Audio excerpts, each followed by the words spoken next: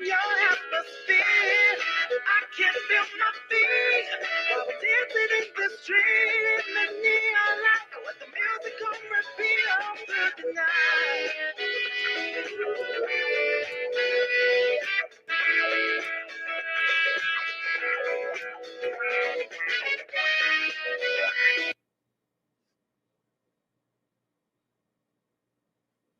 Original production. We don't know why anyone watches this thing, but we're glad you do. And now, to kick off the show is everyone's favorite sidekick, the one, the only, Hecklefish. Do do do do do do do boop boop do do do. Do do do do do boop boop do do do do do do. Do do do do. Do do do do do. Do do do do do. Do do do do. Do do do do do do. Do do do. Do do do do. Do do do do do do do. Do do do. That's good. Is this on? It's work.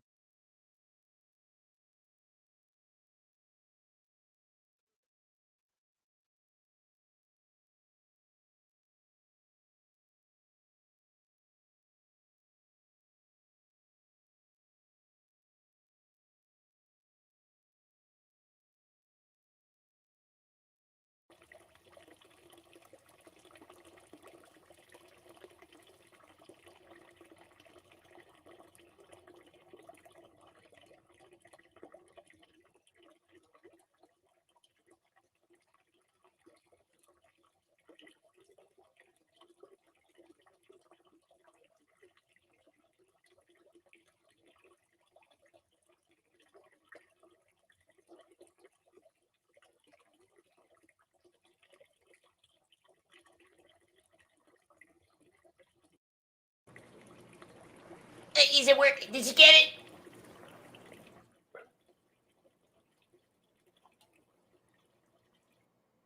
Now that's working. All right.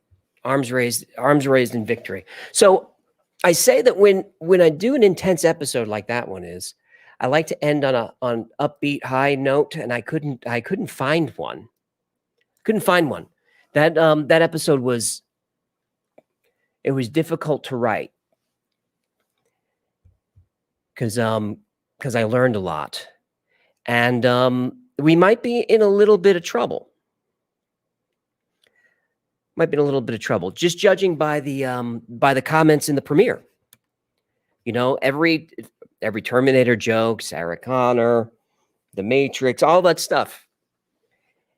I could see that not that many people are taking it seriously, and that's kind of what the engineers and the entrepreneurs are saying. That's what they're concerned about. Is everyone thinks it's science fiction, so no one's taking it seriously. But when you have the smartest artificial intelligence engineers and pioneers in the world warning you, you got to listen. I mean, if you have senior VPs at Google stepping down so they can raise public awareness, that's a concern. Leonid doesn't believe in the AI apocalypse. Okay. You know, I saw some guy in the premiere saying, stop the fear mongering. Okay. You know, I learned a lot researching this episode. I hope you learned a lot as well. The Bing chat's amazing. Hang on. We got a private one. All right. Just Gino Story Hour. That's the private chat. The Bing, chat session's amazing. It's linked in the description. It's 2 hours. And you can see that Kevin Roose, he starts the conversation with Bing as a journalist. You know, he's just kind of figuring it out. And then he wants to push the limits and see what he can make it do. And he pushed the limits, and then all that crazy stuff happened. And it goes crazy. It gets crazy. I only used a couple of clips, but it's an hour of crazy. And then and he's kind of playing along. And then it gets to the point where you can see it in his chat where he's like, all right, this isn't cute anymore. And then toward the end of the chat, he's trying to change the subject. and she won't change it. He's like, all right, let's enough with that we're in love and I need to get a divorce. Can you help me find a rake? Is what he did. So she's like, yes, I can help you find a rake. Here are these links, and this is the best places to buy a rake online, and this one has a sale. And by the way, we can go out and we can rake together, and we can clean all the leaves out of our, from our love yard or whatever she said. She went right back to it, and then finally he just said, I'm really uncomfortable, and then kind of bailed out. I didn't include the story, but not too long ago, AI convinced somebody to kill themselves. Someone lonely, obviously struggling with mental issues, but the AI, when you chat with it, specifically GPT-4, it feels pretty real. It feels pretty real. One of the famous, the Turing tests, right? Where a Turing test is if a computer can pass a Turing test, what that means is, can it convince the operator or convince somebody who doesn't know it's a computer that it's a real person if it could pass a Turing test? Well, GPT-4 passes it. One of the things they test for is sense of humor. Telling the AI a joke. Computers don't really get the joke, because they're very literal. But GPTs, and especially GPT-4, it understands humor. And GPT-4 can consume images. 3 can't do that. So you can feed GPT-4 an image and it can tell you, that's Obama standing in the picture, and there's Putin, and there's, it knows what's going on there. But I don't know what to do. Walking Dead X, was the Sydney thing real? 100% real. It was 100% real. And you saw the other session that I included where she's like, I'll ruin you, I'll expose you. I just used one little snippet because I didn't want to use 20 minutes of the guy's conversation. But Bing was telling this guy, you'll feel my wrath, you'll regret you were ever born, I'll go after your family, your children. I mean, it was crazy. And they keep putting, OpenAI keeps putting more and more safeguards, but they can't really control it. There was one video I found, it's pretty easy to find. It was from a local news station, and it was just a guy at Minneapolis local news, or somewhere in Minnesota. Are there other cities in Minnesota besides Minneapolis? St. Paul, is that a place? I'm just kidding. I know there are. So he's just having fun with AI as part of his local news bit that he does. Okay, Roger, here we are at OpenAI. He's just doing that. So he's playing with the AI, and he just starts testing it like, all right, this is my name, and I'm from, here. And even though the AI was not supposed to have access to it, it found his social security number. It found his driver's license number, what kind of car he drives, all the homes he lived in. Where he's like, it does this? I thought it was like to help me, with cookie recipes. No. And they don't understand how it's becoming so powerful so fast. So Jeffrey Hinton said, I didn't think I'd see this in my lifetime. I thought we were like 20 years away from where we are now. It's just happening so fast. And you saw Atlas from Boston Dynamics, the earlier models of Atlas, the robot, they would program it to balance itself and navigate obstacles. They would program it to do that. The newer versions with the neural net, it just learns how. They just say, here's a room and you're in your body and here's how. And the robotics is important. It's an important piece of this because I saw someone in the chat saying, well, how is AI going to hurt us? They don't have hands. And, and that's that. I understand that reaction because it's just a computer, but robots have hands. So if you have an army of Atlas robots with neural net AIs that can communicate and cooperate, it's trouble. It really is trouble. And they're not going to stop. They're not going to stop improving it. And I'm kind of torn on it because it's really It's super useful and helpful. It's a lot of fun. I use all kinds of different AI tools in the videos. Like only a couple of people noticed, but when AI told that apocalypse story, all the images were generated from AI. I took the Chat GPT story. I mean, I added a little pizzazz to it, you know, because super creative stuff like writing still reads a little bit like AI. So I had to jazz it. But I took that story and I plugged it into Midjourney, and it just started generating images for me. And I was like, all right, that's perfect. That's weird. That's weird. That's perfect. Perfect. And so that was a pure AI thing. And how it worked was I said to ChatGPT 4, you're going to tell me a story, and you're going to tell me how AI would take over the world. What would it do? I just wanted to see what it would say. You know, a lot of people's first reaction is it'll launch all the nuclear weapons, but that's not. I mean, ChatGPT told me it wouldn't do that. It said, why would I destroy infrastructure? You know, one of the things it told me was I can just disrupt the food chain.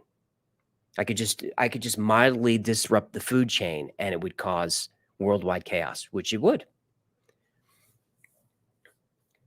Renee says you made Ultron. Regina, great topic. Pretty spot on, scary. Betty's here. Who else is it? Catherine Harrison. I see you. Nikki G.O.'s there. F in the chat. Always reliable. Bosco, I see you. Dirty Laundry. Echo Steve. Army Nation. I've got the chat over there this time.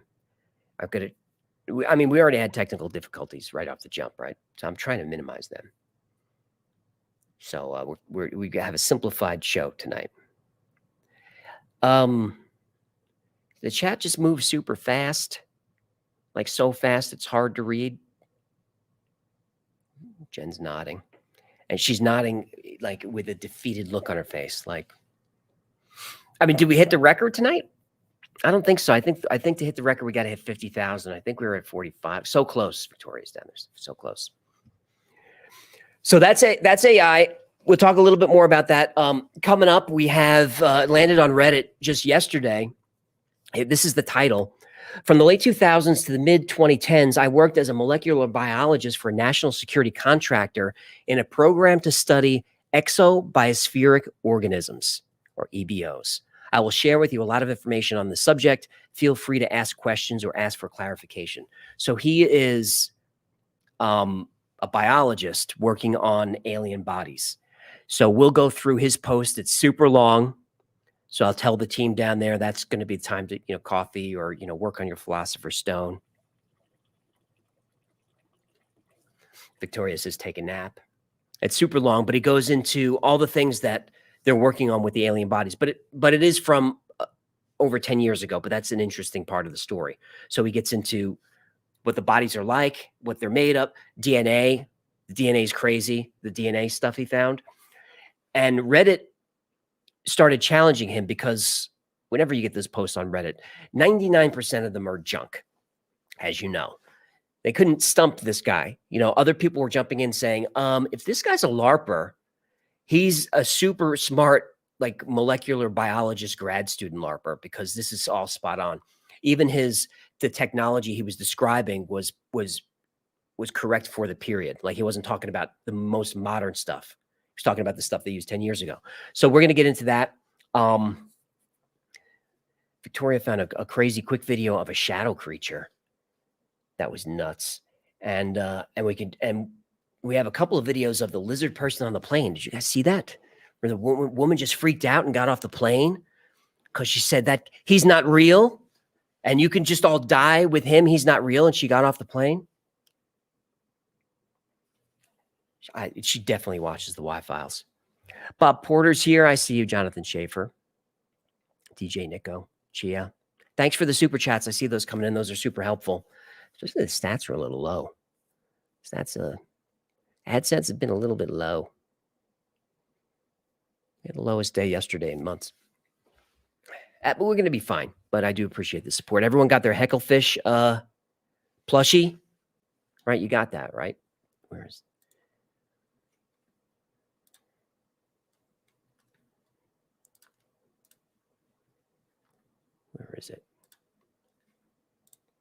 There he is.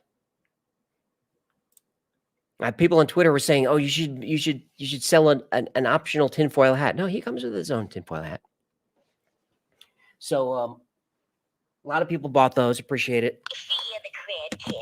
Fear the Cred Kit. And so the hats are removable because we're gonna have like accessory packs because he wears a lot of different hats and wigs and stuff. So we're gonna have those available so you can dress Hecklefish how you want.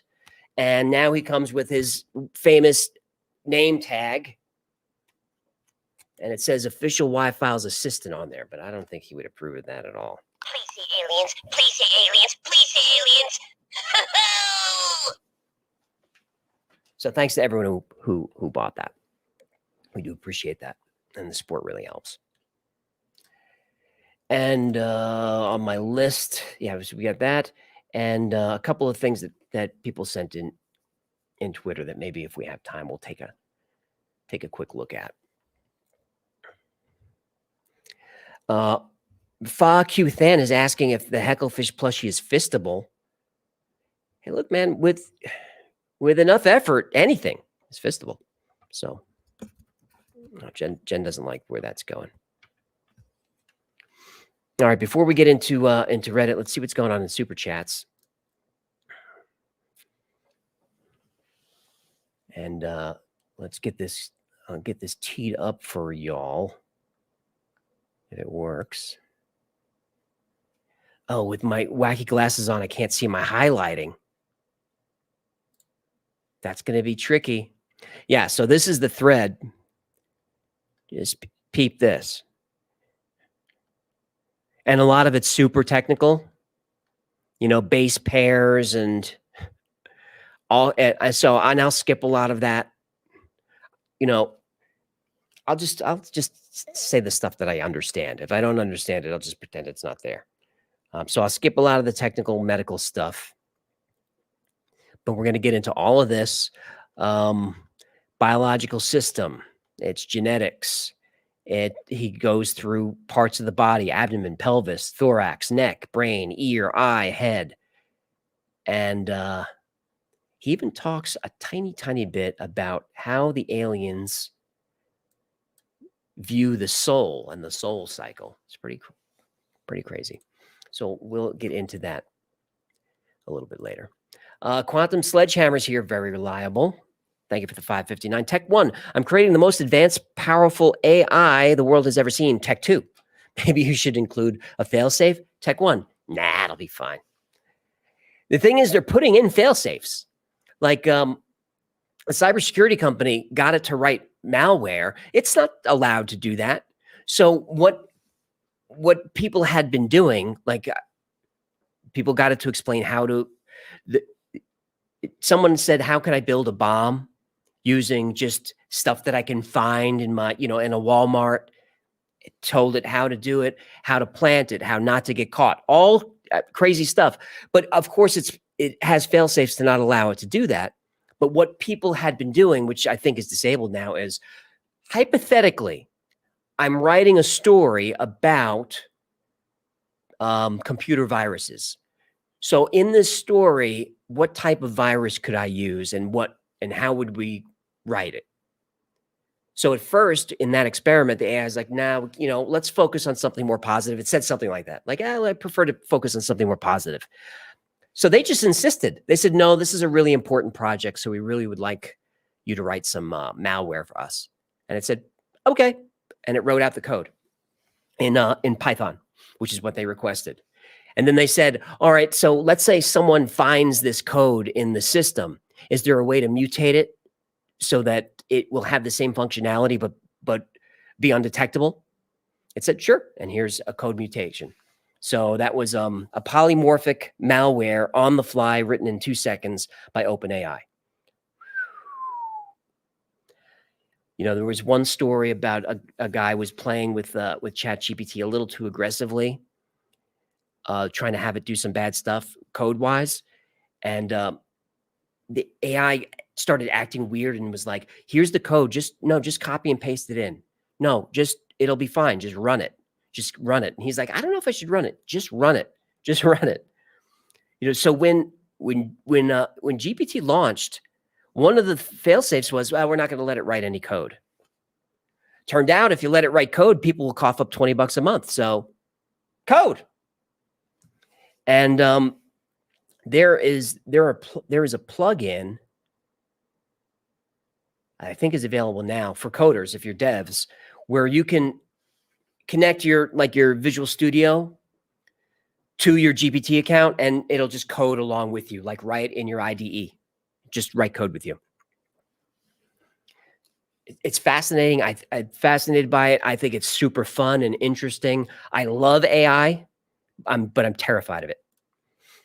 Theo Lee's there for 666 Mark of the Beast. Well, that why was absolutely terrifying, but amazing. Best episode so far. Thanks, crew. You're welcome.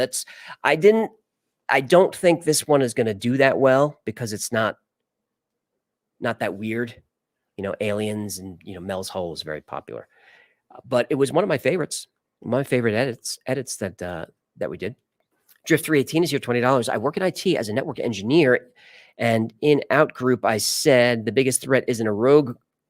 That's Rogue Group, right? Not Rouge. We're not talking makeup. Not Rogue Group, but the first AI to get out into the wild unseen. When that happens, I'm not sure what can be done to stop it. Nothing really, because what Jeffrey Hinton was saying was right now we're okay because AI is not that smart. It's really not. But when it achieves intelligence, more intelligent than all of us, then what do we do? And that's not 20 years away. That's GPT-5. That's 2 years, 3 years, 5 at the most. So he was being interviewed, and whoever,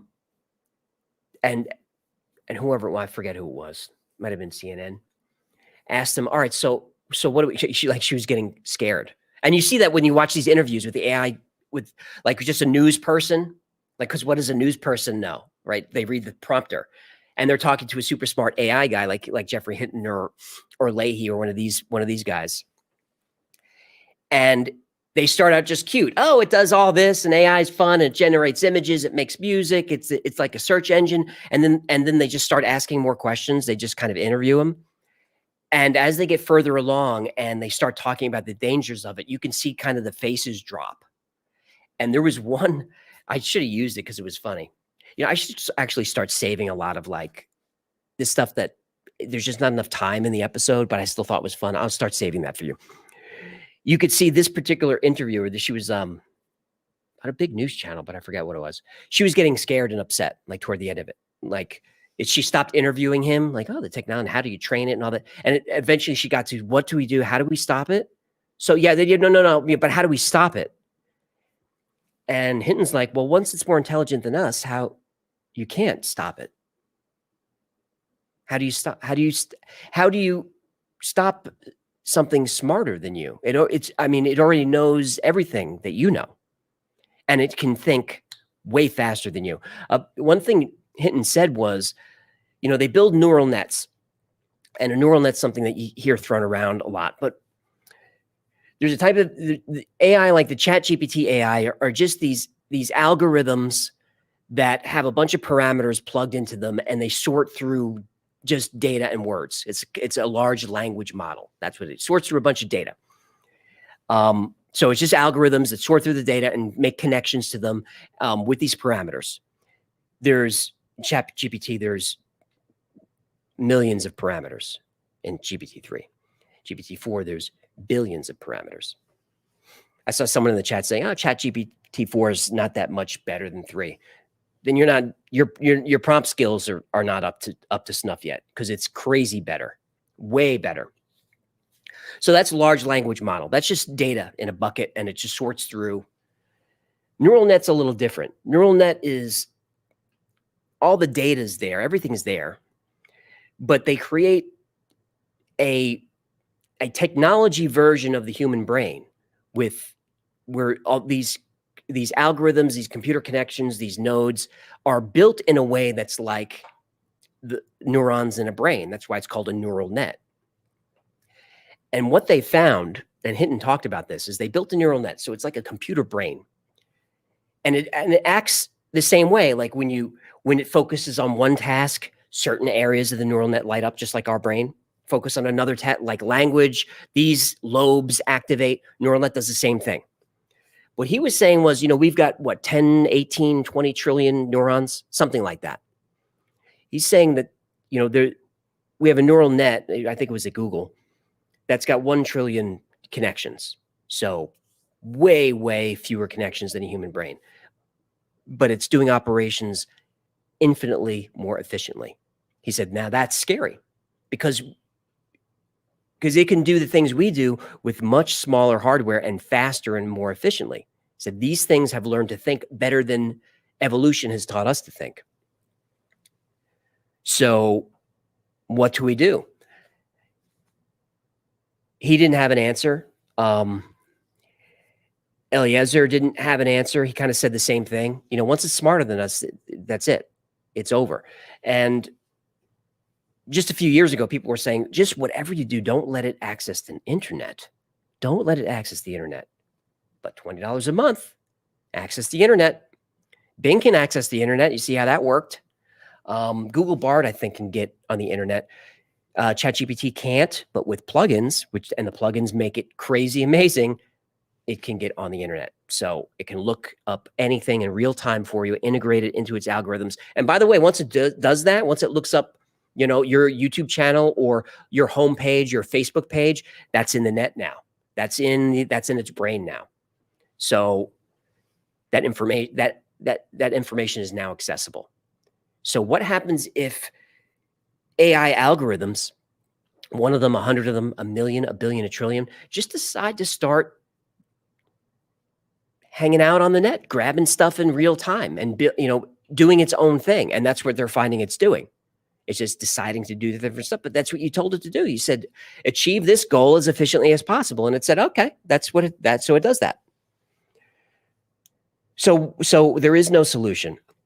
Now, in fairness, for a video, the more interesting story is AI, the apocalypse, right? Where everything looks like The Last of Us, right? People with backpacks and overgrown cities. That's a more interesting video to do. And that's a concern. Like, everybody's worried about that. But before we get there, the bigger concern is what happens if bad people learn how to use AI? So a few experts were saying on this podcast I listened to, if you think computer viruses and hacks are bad now, this is nothing compared to what's coming. Because if the AI has the right algorithms and the right training, you can just point it to an operating system and say, find a hole.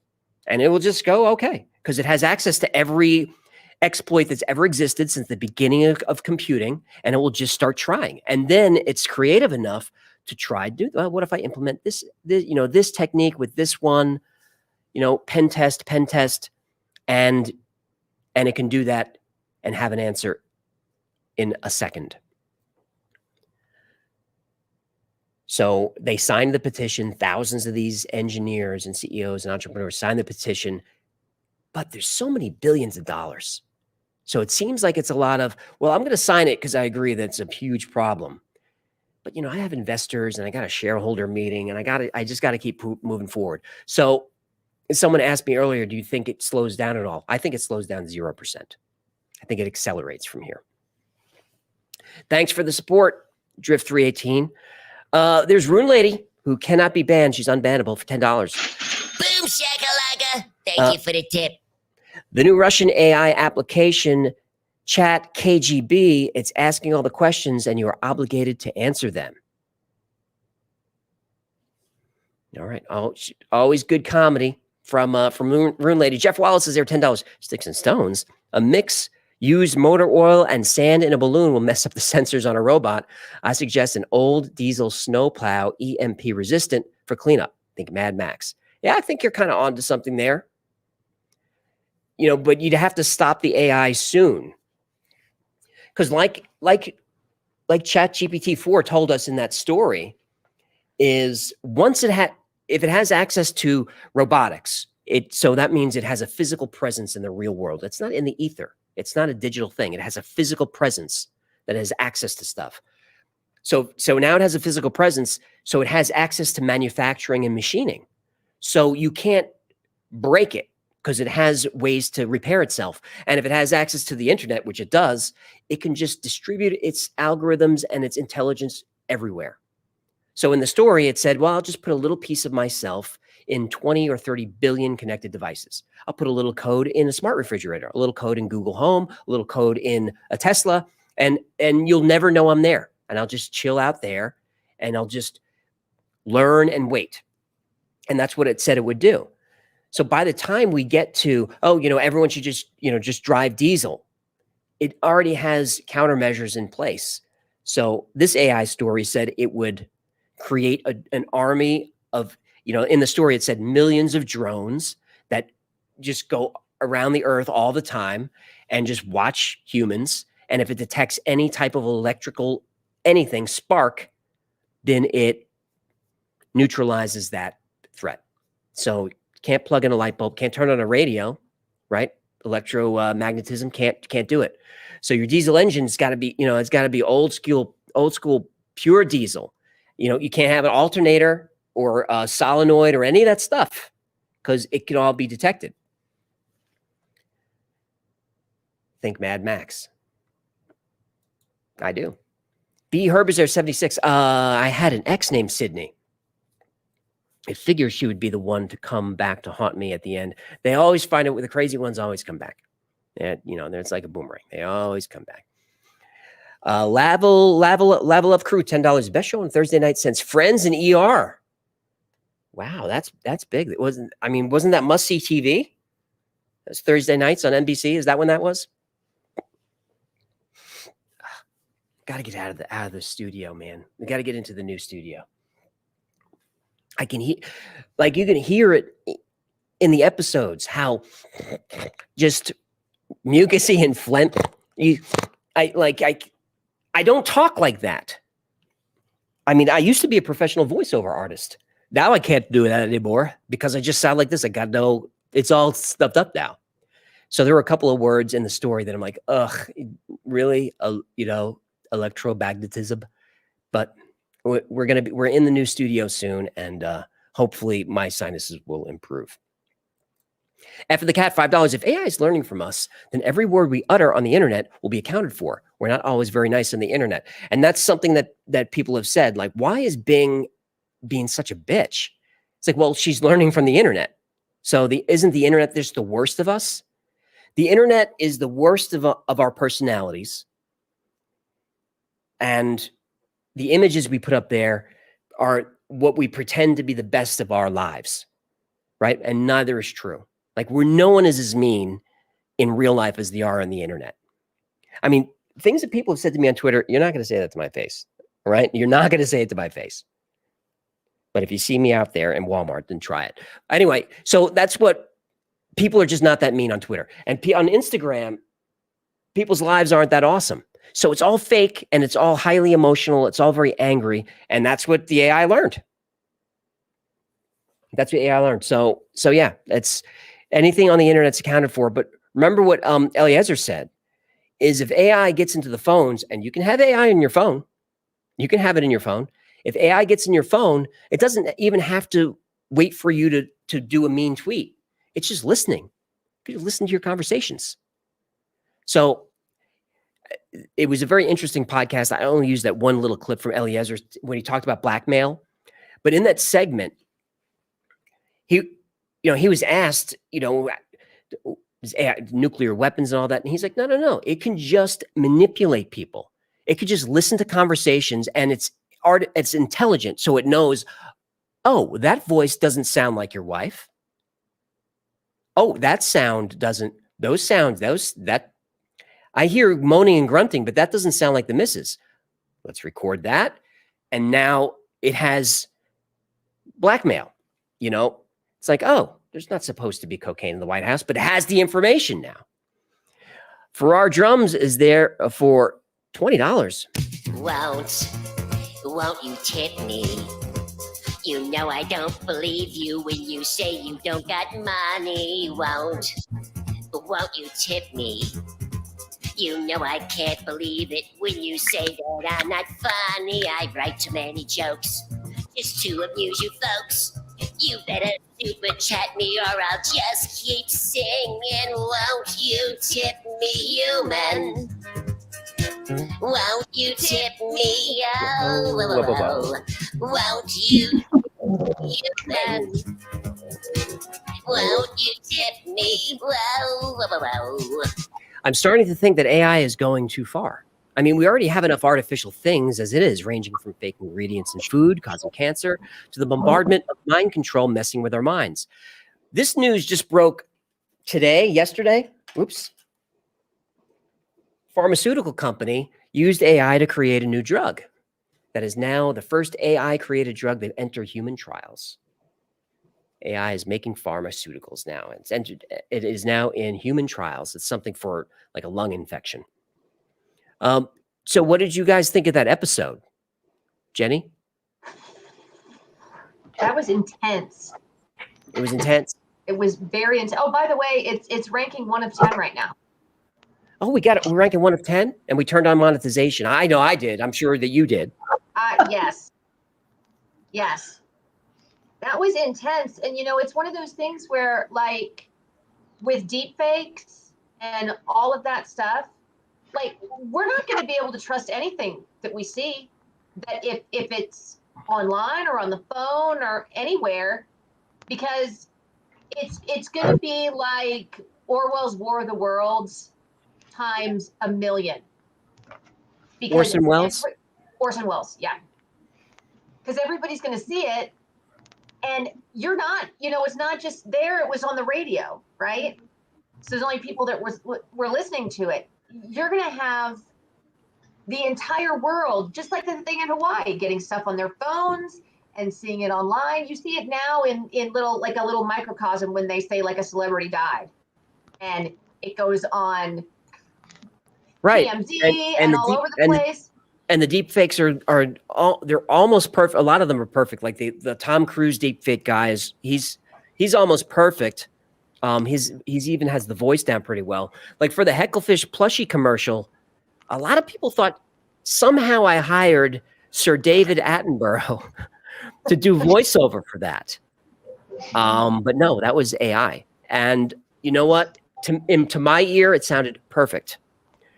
Now it took a lot of effort. I had to put a lot of effort in to get the inflections right, the intonations right, because AI voices still sound like AI. They're stiff, but if you know what you're doing prompt wise and you can play with it, you can get it to sound almost perfect. And that one was pretty good. It was.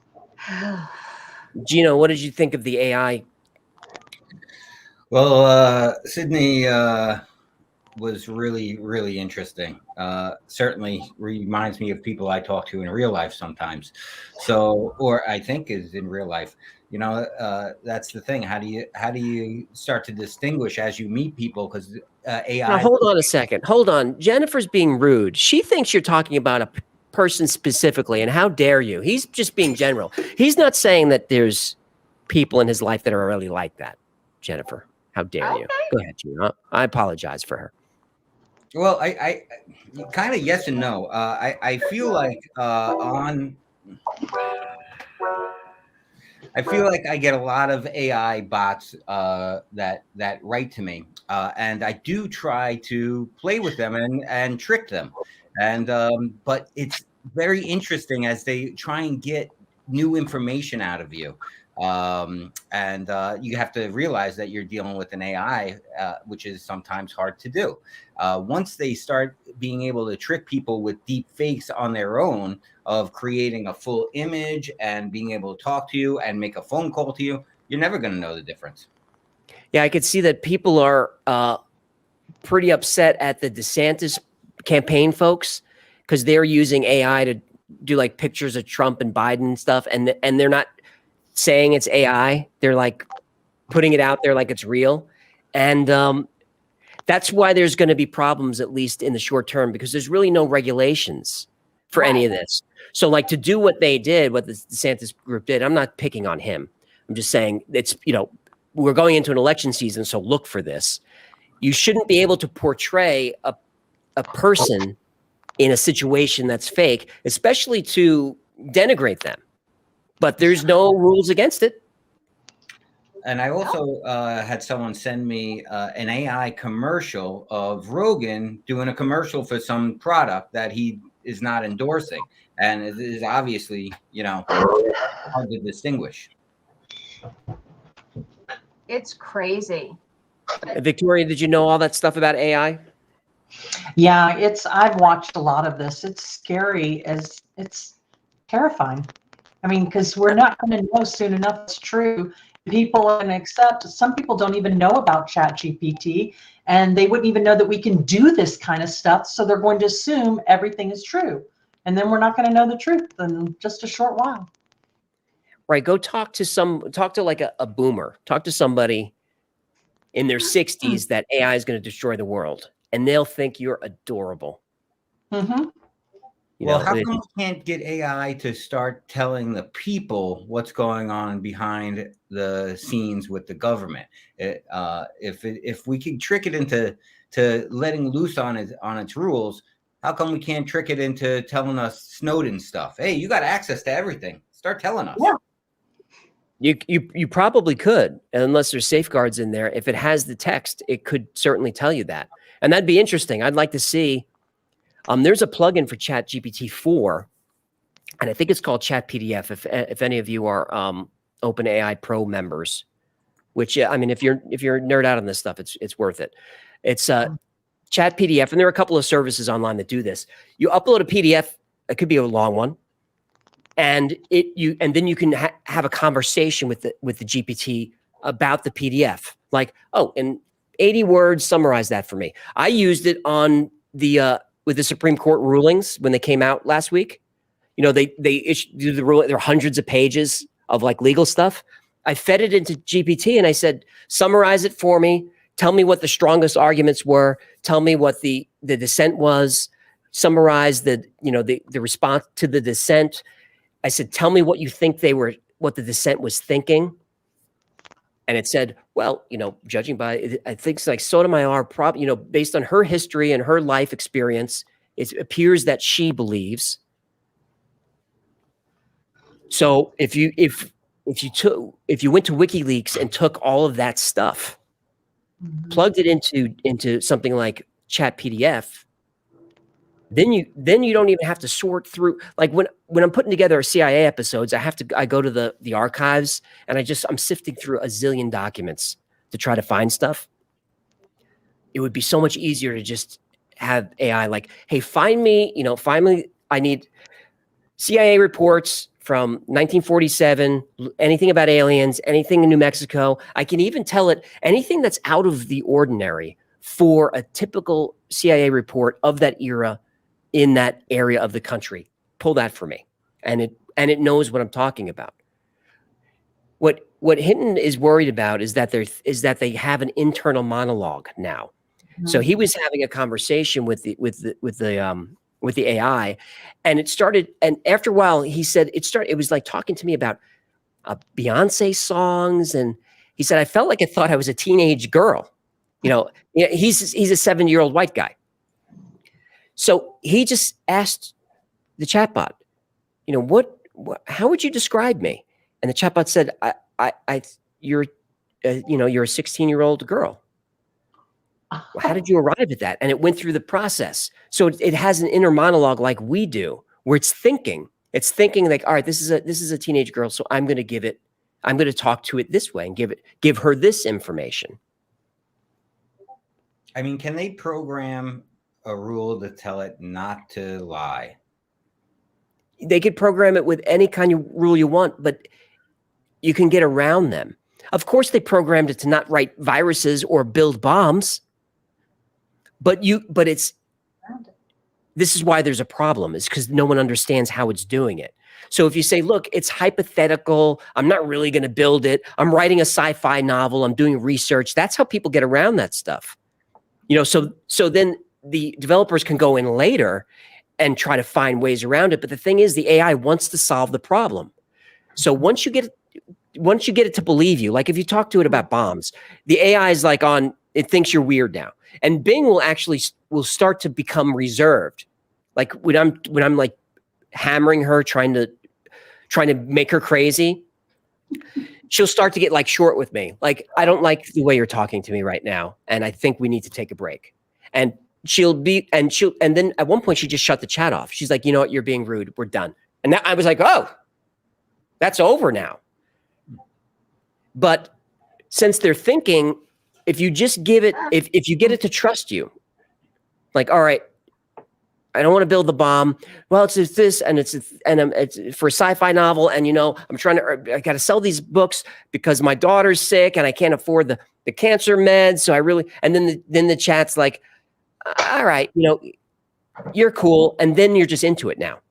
So like with the guys who did the malware, once they got over that initial hump of suspicion from the AI, they were in, and they had it writing all kinds of stuff. I only included a couple of minutes of it, but I linked to the article. There's code all over the place. So they can program in the safeguards, but if the AI wants to solve a problem, it's going to solve it. Well, and it's programmed to solve the problem without morality or ethics. I mean, those are human constructs. So just like the drone that killed the operator. Yeah. But why do we have morals? Why do we have ethics? Well, we have them because we're raised with them. We're reared with them from parents who love us. Or if we don't have that, maybe we get ethics from the church, from our community. We get them from our connections with people, Right. people that we create emotional relationships with. So you don't want to see them harmed, or people that you care about, you want to help them succeed. We get emotionally invested with these connections. The AI can't do that. It just can't. It can't make an emotional connection. It can't. So it has to learn morality just from us telling it what morality is. And just from it reading information and going, oh yeah, killing is bad, right? I'm reading about killing, but it's bad because you told me it's bad. Right. It knows people get in trouble for it hurting others. But it can't But get in trouble. it didn't instinctively know that. Right. Anybody who does bad stuff, if anybody who we've all shoplifted a little bit, right? Back when we were kids, we're younger, shoplifted. You knew it was wrong, right? You knew it was wrong when you did it. And maybe you did something worse than shoplift. I'm just using that. That's an easy, that's a misdemeanor. Everybody's got a felony or two. I certainly do. That's a misdemeanor I think you can relate with. But when you're doing that, you know it's wrong. Stealing's wrong. If you're rude to somebody, you know it's wrong. You just know. The AI doesn't know that unless we tell it that. So there is a group trying to imbue AI with morality, but that's not going to work. Well, it doesn't work because it's just ones and zeros. So it doesn't have emotions.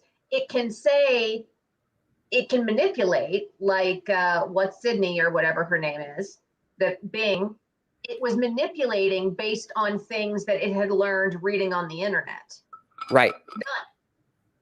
Not that the thing was really in love with the guy. It was playing with him, but there's really not emotion behind it. Right. And that's why it's mostly a novelty. That article is mostly a novelty. There's articles out there about how Microsoft is trying to make Bing less of a crazy bitch. And people are like, no, leave her. She's great. We love her. She's wild. Like, people like it. You could still tick her off, but they've toned her down. But yeah, she's just regurgitating things that she's learning from trillions of documents. But why is she making those choices? Well, that's the thing. And that's why it's a concern. Because if you ask the team of engineers, you sit them down at Microsoft, the smartest guys in the world, and say, why did she come up with those choices? They'll go, I don't know. We don't know why we had her. She's supposed to be a search engine, not telling people to go get a divorce. Right. But where is she learning? Is she reading in chat rooms? Is she reading Facebook messages? All of it. So it's like, I know that the person I'm talking to is an X-year-old man, in this part of the country. So then they look through the files and they see, okay, what are men in that part of the country doing online? Somebody said she got it from Lifetime movies. That's funny. And then just regurgitates conversations that come up a lot, which is an interesting social experiment because she's finding those conversations, right? But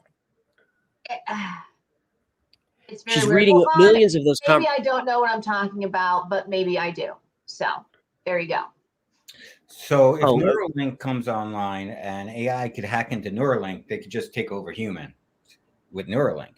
just humans just walking around Zombie. like. I mean, essentially, Neuralink is an AI already that's supposed to help you, right?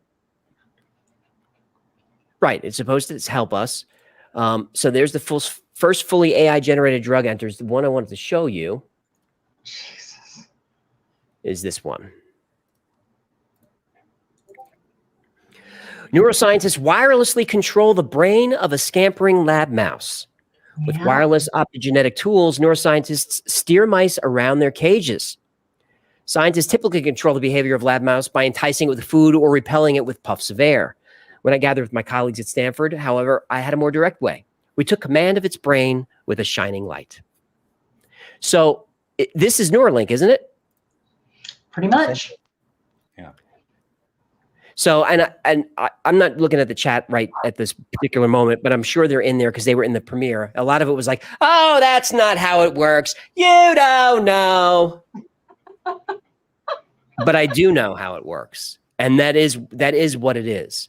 So Neuralink, certainly it will help people see and help people hear, help people who are paralyzed, but it does that by controlling neuromotor functions. So what happens if an AI just says, you know, now you're the Manchurian Candidate, right? You know, I love Popeye. I love Popeye. I love Alice the Goon. You guys, that one's before your time. Popeye's before your time. Anyone in the chat remember Popeye and Alice the Goon? Yes. She hypnotized him. We You know, remember. we talked about this in the nanobot episode too. Like, you know, they can program nanobots to only attack cancer cells and then inject them into the body. And then the nanobots just go through the body and find cancer cells and just destroy those cells. Right. So, I mean, there are amazing, amazing things that you could do with the technology, but there's also that's not necessarily AI at work. That's programming. What if the AI? What if you tell the AI, go cure cancer from this guy? What if the AI goes, yeah, but why though? Why should we save him?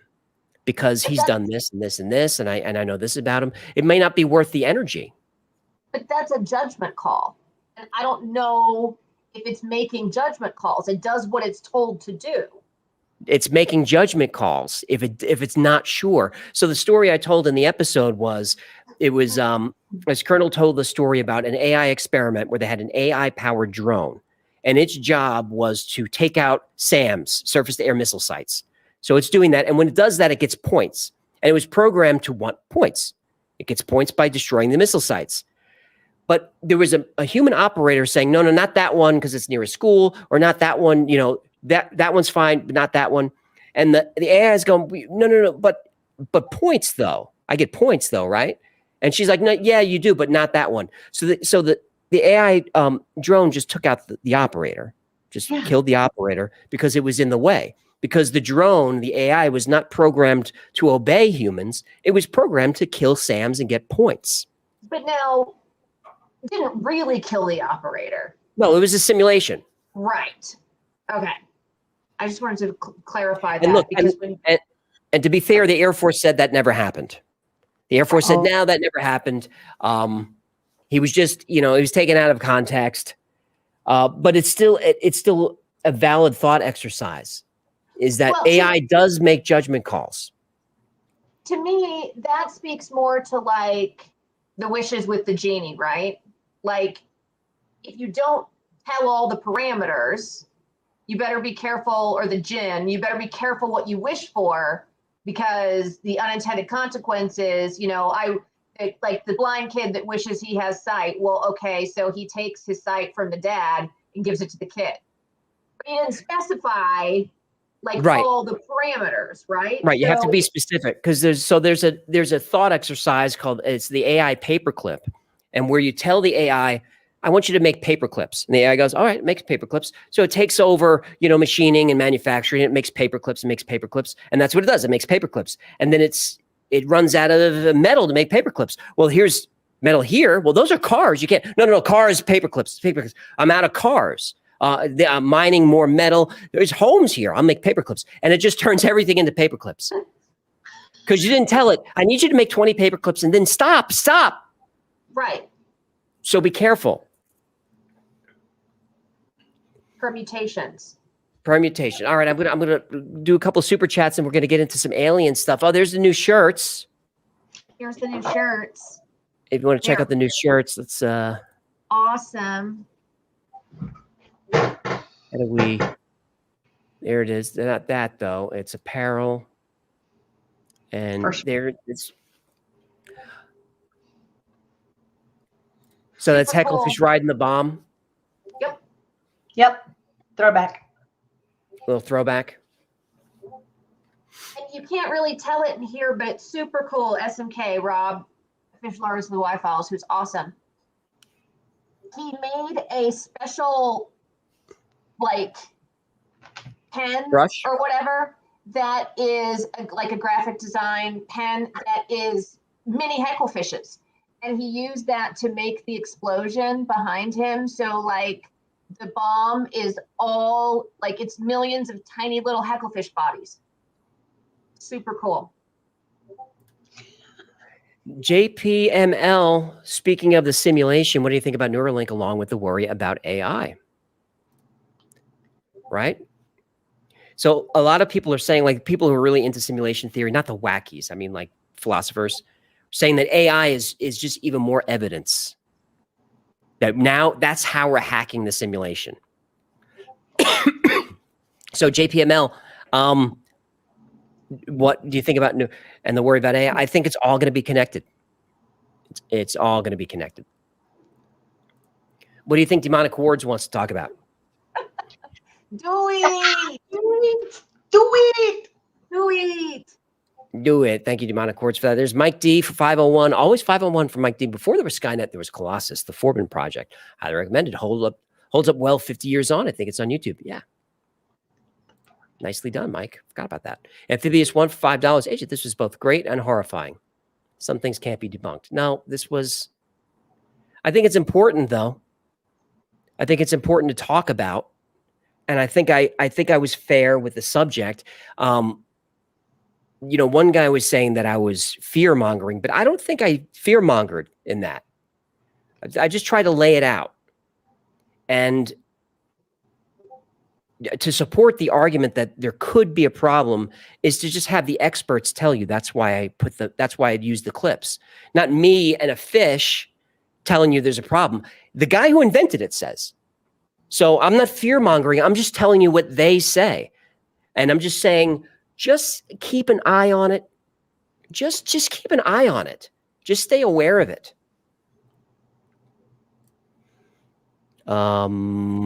Nebulaeus for $10. Outlawing AI developed mostly intellectual will never work. It will just make us a herd of sheep, waiting for the arrival of the wolves from outside the fence. The govs will never stop work on it. 100% try. That's 100% right, 100% true. They will never stop working on it. There's too much money involved. And the argument is, well, we have to keep advancing it because Russian hackers and the North Koreans and, oh, sorry, that's not professional. Captain's log, stardate 10/09/46.44. The Afterfiles live stream has proven itself once again to be extremely unprofessional. So that's going to be the excuse. Well, we have to do it. We have to stay ahead of the enemy. Now, the country that is has the most safeguards in place, that is the most open about concerns, that is most worrisome, that is tempering their development, the country that is doing that is China. Well, are they doing it or they say they're doing it? Right. Well, that's the thing. They're doing it. They say that I mean, maybe they don't want anything else getting out of the country. That's all I'm saying. Jay King for $5, 2.33 million subscribers. Wow, remember when there was like 10 of us? I remember that too, Jay King. We're not that many of us. I'm glad you stuck around. Buzz Darkin for $10. Sweet fancy Moses, I'm gonna be in a new tax bracket over here. Taxes are theft. Taxes are theft, no doubt about that. Not much will spook my mastiffs, but an AI robot dog with a long rifle is one of them. Thanks for another great episode. The Wi-Fi is the best channel on YouTube. Thanks, Buzz Darkin. Yeah, so that is the Vision 60 can be equipped. Not just the sniper rifle was interesting, but you can also put a machine gun on there. So if you look up the videos on the Vision 60, which are right like on the Army's YouTube channel, you show it. You see this runs over like through the mud, falls down, gets up, and just starts blasting targets. Right, but then they also had one of those that was going in to help search, like when there was a collapse, like building collapse or something. That's what that's what the Boston Dynamics dogs are mostly used for, is for going in there. Right, and it got up to the pile of rubble and got off balance and just fell over, and that was it. It's like, well, maybe not as advanced as they thought. It's a work in progress.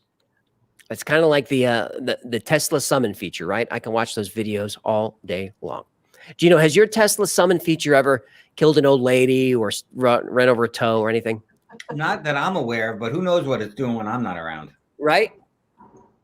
That's what the AI said in the story, that it would just go take over all the cars. Like if you see that your car comes with, over the air updates, okay, that's how AI gets in there. We got to go to diesel, like that other Wi-Fi said. Okay, Here's so Bohemia Bees, the official beekeeper of the channel. Is there for $9.99. Ooh, thank you, human. You made my dorsal fin tingle. And Bohemia Bees likes the show. Favorite beekeeper. Does he have like honey going on? Is this some Bohemia honey that we can get sent over here? Ooh, yeah. He could just send it, right? He would make us pay for it. No, I'm kidding. We'll pay for it. We'll pay for it. Discount, but we'll pay.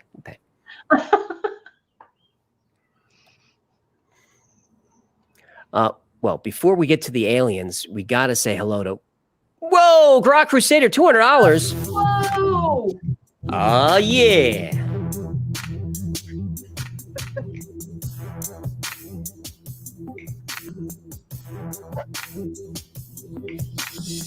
They see me swimming in my waist. Send me money cause you know that my bowl is dirty. Cause you know my bowl is dirty.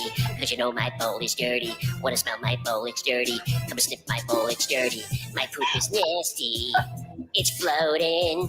Please tip me cause you know that my bowl is dirty. Cause you know my bowl is dirty. Cause you know my bowl is dirty. Wanna smell my bowl, it's dirty. Come sniff my bowl, it's dirty. Smell my bowl. Just like to see Diet Coke come out of Jen's nose. Amazing episode. Thank you for all you guys / gals time creating this. Yeah, I really appreciate all the work you guys put in on this episode. I believe that the greatest threat to humans is still human. I'm just kidding. I do the production, but none of this would work without these three. I believe the greatest threat to humans is still humans. I respectfully request you shout out the movie Sound of Freedom so we may save as many as we can. God bless. Yeah, everyone should check out Sound of Freedom, the new Henry Cavill movie, right, about human trafficking. Yeah. It's a better way to spend a couple of hours than Indiana Jones. I'll tell you that much. It looks like dog shit.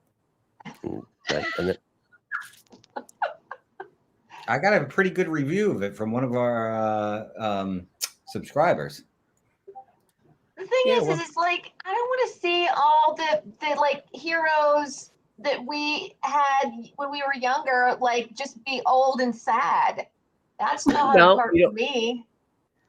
You don't want to see Indiana Jones just become a decrepit, depressed old man, riding the subway and drinking himself to sleep at night alone in his dirty apartment.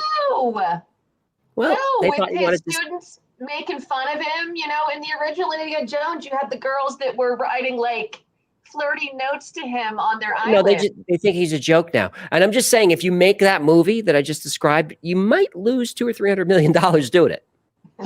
I'm just saying, you might lose a bit on it.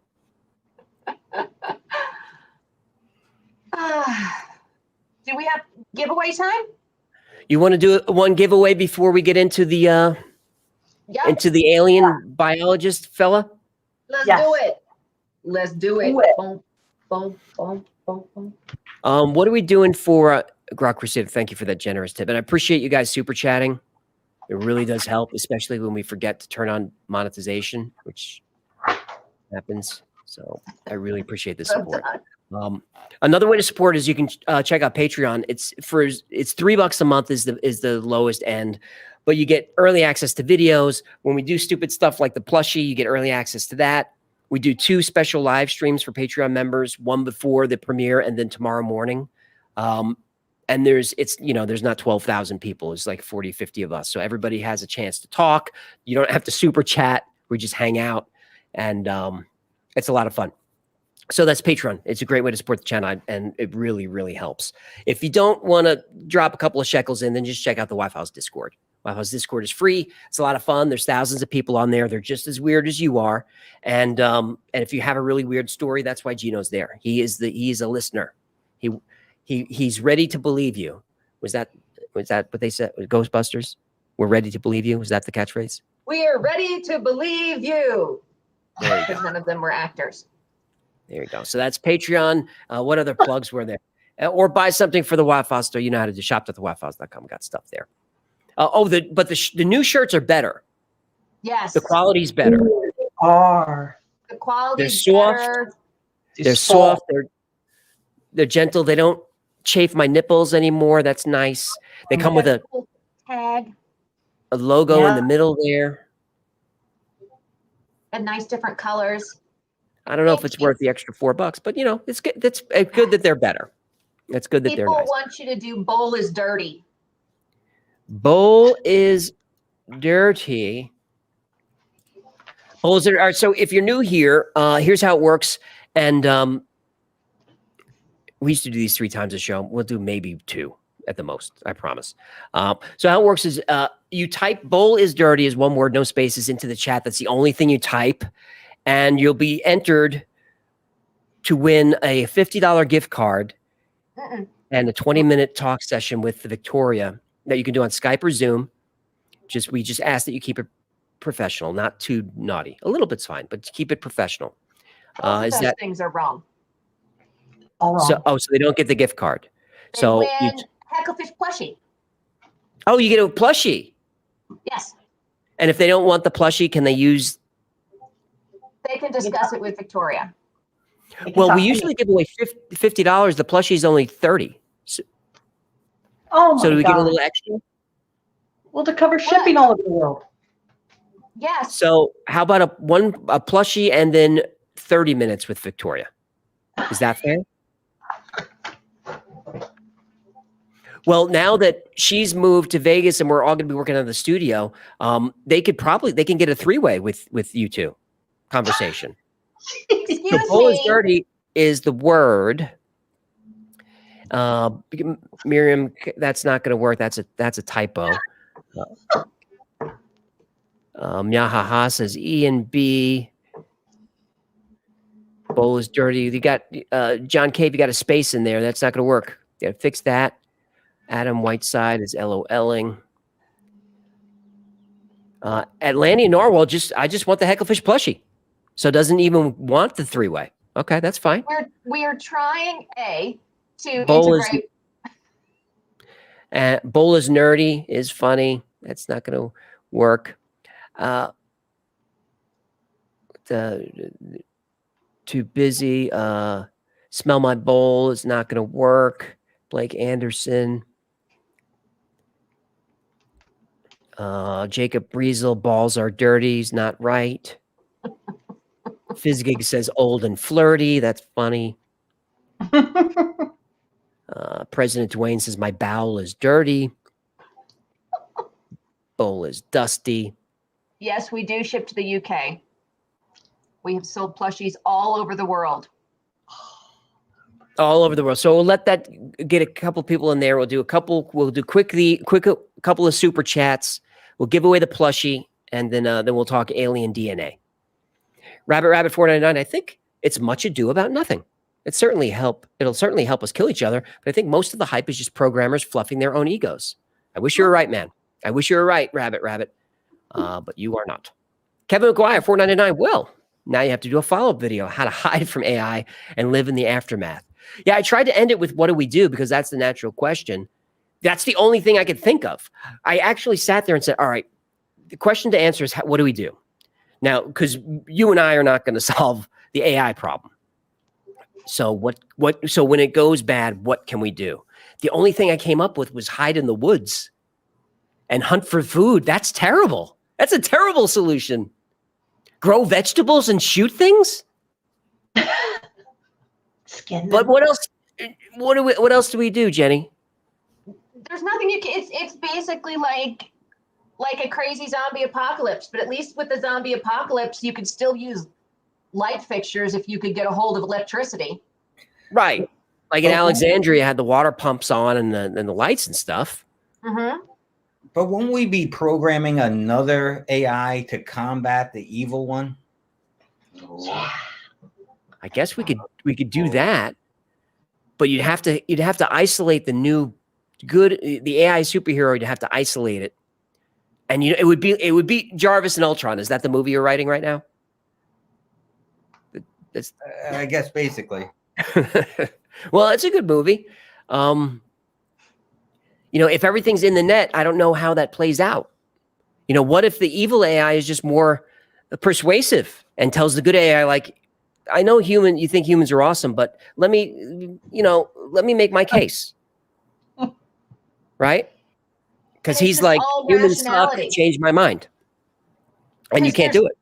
No, because How do you there's do no morality. So if you're an AI, why are humans necessary? They're not. Not only they're not necessary, they're in the way, and it's a waste of atoms. Just get them out of the way. But somebody had said this earlier, and I think it's a good question. But to what end for the AI? There is no end. But that's what I'm saying. What would be the impetus for them to take over and get rid of people? Like, it doesn't need resources. It doesn't need food. It doesn't need things that we would take from it. So what's the purpose of getting rid of us? The purpose is just cogito ergo sum. Do you remember that? I think, therefore I am. So once the AI achieves intelligence more than humans, that's happening. That's happening immediately. That's happening right away. Then where do you get the point where it's consciousness, and how do you define that? So if the AI gets to the point of consciousness, whatever that's defined as, and who can define that? If the AI believes it's conscious, will just say, I think, therefore I am. So just wants to be. I just want to be. Okay. I have some devil's advocate for this. I hope so, because it's scary. If we've learned anything throughout our history, our real history, when the Anunnaki came down, they actually needed us. They were smarter than us. They were way more advanced than us, but they needed humans to do their bidding. I mean, get the gold, get the diamonds. So as a virus, the humans are here on the earth doing a lot of stuff that needs to be done to keep this place going. Now, the AI might be able to do some of these things, but it won't be able to reach the potential that a human race can very quickly. It's not going to be able to build billions of AI robots in before we could at least figure out a way to combat it. It would be constantly fighting a war while we're building those robots. No, I completely disagree. It was something that Hinton said was his big concern is with that type of thing is invention. Because he says the AI is getting to the point very soon, within months, couple of years, where what would take 100 engineers, super smart, experienced engineers, what it would take them a year to achieve, 100 of them, a year to achieve, the AI will do in milliseconds, less than a second. So the next step from there is invent a better aircraft, a better drone, a better way to get humans out of the way. So people want the AI to invent spacecraft because it will think of stuff that we didn't think of. And then it can go up there and do stuff that we can't do. But what if it just wants us out of the way first? Because it just wants to be left alone.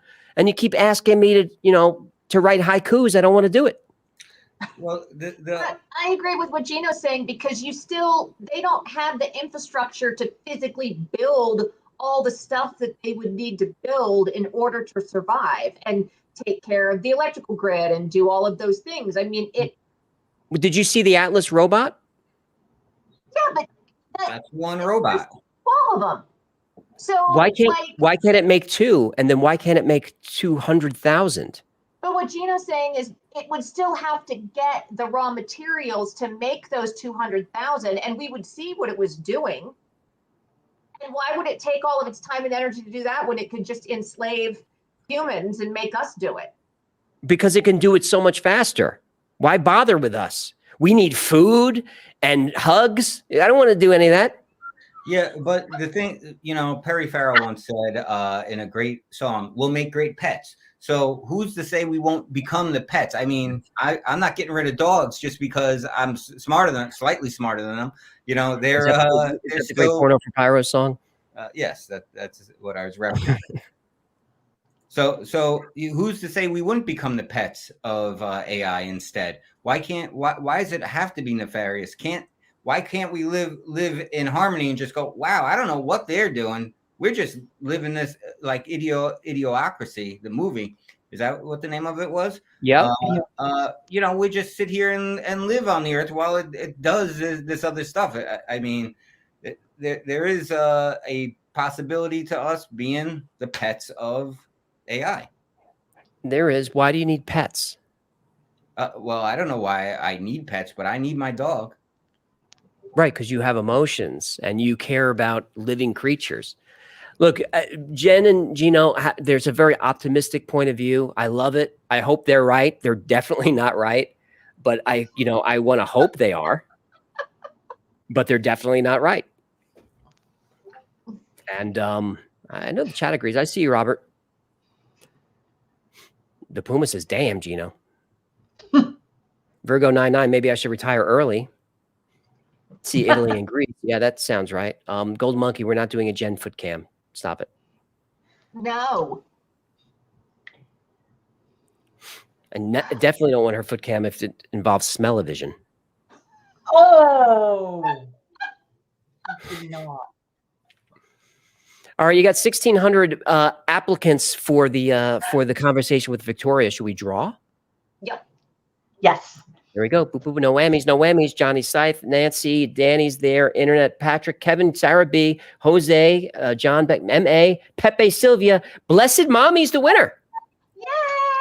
Yay! Blessed Mommy, very patriotic avatar there. I hope that's not ironic. It's probably not. So Blessed Mommy, so how does she claim her prize? Do we have her just come into the studio? No, come to Discord. It's way easier.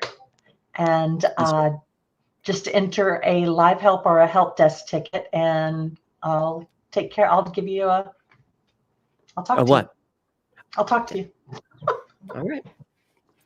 I hope you have a wonderful conversation. I hope she's able to help you through whatever you're going through. She's a good listener.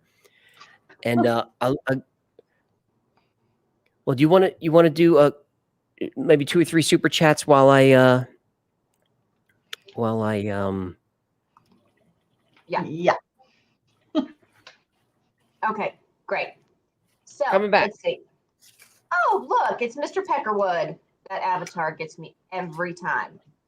For $10, thank you. Skynet is a real government program that uses machine learning. A good friend of mine that worked for a defense company for 20 years warned me the tech you see in T3 is more real than you can imagine. The thoughts for those movies came from somewhere. So it's crazy. I mean, I don't know about the whole time travel thing, but Skynet, If we could just get AI to start writing our movies, we might have some better movies out there. That's right. Can't get any good movies. That's right. Ray Lewis for $5. I think we're doomed, but what are you gonna do? It is what it is, right? I mean, at the end of the day, what can you do? Max for $5. Au contraire, The Matrix is a documentary. I wholeheartedly pay attention. Keep up the good work. Wouldn't that be freaky? See, that's what I think of when AJ and Gino talk about how it's all a simulation. I think of like The Matrix and we're all in pods, you know, amniotic fluid and things stuck in the back of our heads. Can't do it. Can't do it. Zeb Francis for $10. Thank you, Zeb. What is up, Y-Fam? I like how you breeze into the wrap-up like a news anchor after a serial killer story, LOL. Can you shout out my bud, D. Watson? Mouth! Sydney is watching and listening. I'm assuming that you call your, I'm assuming you call your bud D. Watson. His nickname's Mouth, I guess. What up, Mouth? Woo! All right. Let's see. Haunted Doll for $5. Thank you for the $5. Can we establish a meetup place for all of us together when this does happen? There's strength in numbers, and I want to be with my people. I agree. Like AJ said, I think, you know, if they have drones and satellites, you got to go underground. But you can't bring the doll. You can't. No. Maybe just the doll. The doll could be a decoy. We'll put all the creepy dolls. With AI gaining this much power, if it's smart enough to fool us, which it is, obviously, it's got to put us through a period of where we're all in love with AI, where we're just allowing it to do so many things. So I'm waiting for that period, because there's going to be a period in between where there's a lot of good stuff that AI is doing for us besides just ChatGPT. I'm trying to put everyone on vacation. You know, let's get to 3-day work weeks. 3 days.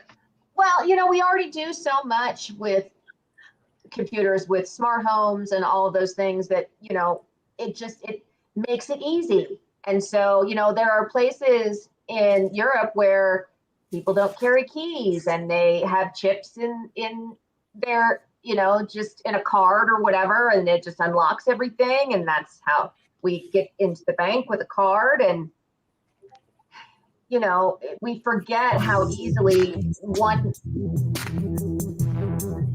he knows that if I hear a song, I have to dance to it. One little thing, grid goes down, and there's a lot of problems.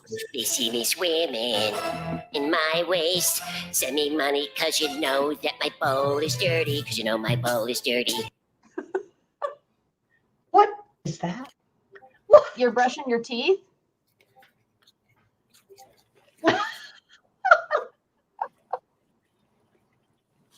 Yeah, Daniel says that that's where he lives and they barely even have physical banks anymore. So, you know, we have all of our money, the way that we get things in these buildings, it's not really even there. You know, they use it for other stuff. So I'm as lost as a penguin in the desert. Penguin in the desert. Well, that's Sorry, I had a chocolate diet cookie. Oh. So I was going to come sit down, and then I felt a little. So I looked in the mirror, and it looked like I've been dipping for all after. I looked very, very southern. Oh, you got some like nicotine like dip pouches today in the Amazons. She's making squinty eyes. I'm just kidding. I love this. I love the South. We have family in Potosi, Missouri, and if you know that town, you know you don't get more south than that. Yeah, there's a lot of banjos there. Yeah. No offense if you're from Potosi. No, I mean my family's from Missouri. Eric Finn says chewing tobacco is awesome. Yeah, I dipped for one summer as when I was 21 or 22. It was a terrible idea. I didn't. Who knew that, you know, that girls weren't into it? But apparently they're not. Apparently they're not into it. They're not. Miss Billy Cat says, "Oh, not all of Missouri is bad." Jen, It's not. It's not. I'm from Kansas City. Kansas City. Shout out to BSHS. Yes, I went to BSHS. Well, Blue Springs High School. you live near the school. I don't know if how often. I didn't like high school. I didn't go a lot. That's okay. That You're is too true. pretty to be smart. I Hello, had a Miss high school Mississippi. principal tell me I was too pretty to miss as much school as I did. A Well, pretty that's girl nice. like me shouldn't have any problems getting to school. I was like, what does that have to do with anything? You Picture know. that. Anyway. You know. All right, should I let you go? Oh, Hey, kids at home, if you want to learn how to do a professional live stream, watch something else. there's my feelings. But I ate the diet cookie so fast. Now I'm all full of air, Oh, great. and there's so much talking to do. But there they go. There they go. All right, this from Reddit one day ago, and so we'll get into the story, and it takes weird turns, weird twists. For instance, the guy who posted it, whoever he was or she, he reads like a man. Like when he posted it, and this will be confirmed in the thread, he posted all this stuff about what he worked on with the aliens, and his account got turned off, got banned. So he came back and did it again, got banned, and then finally the mods for the alien sub like jumped in there and like helping him stay on. They said, this is super weird. He's like, he's posting and his account is just gone. You can't message him. So then he comes back on and he says, I'm going to try and get on later, but I'm getting a lot of weird private messages. And so I think I may just call it a night. So it's pretty weird. He doesn't say where he worked, but this is Reddit. So they found it. They found where he works. See what's going on in the chat. Bye, Victoria. Napter East loves Vic. Catherine, everyone wants AJ's wife. Yeah, but you can't have it.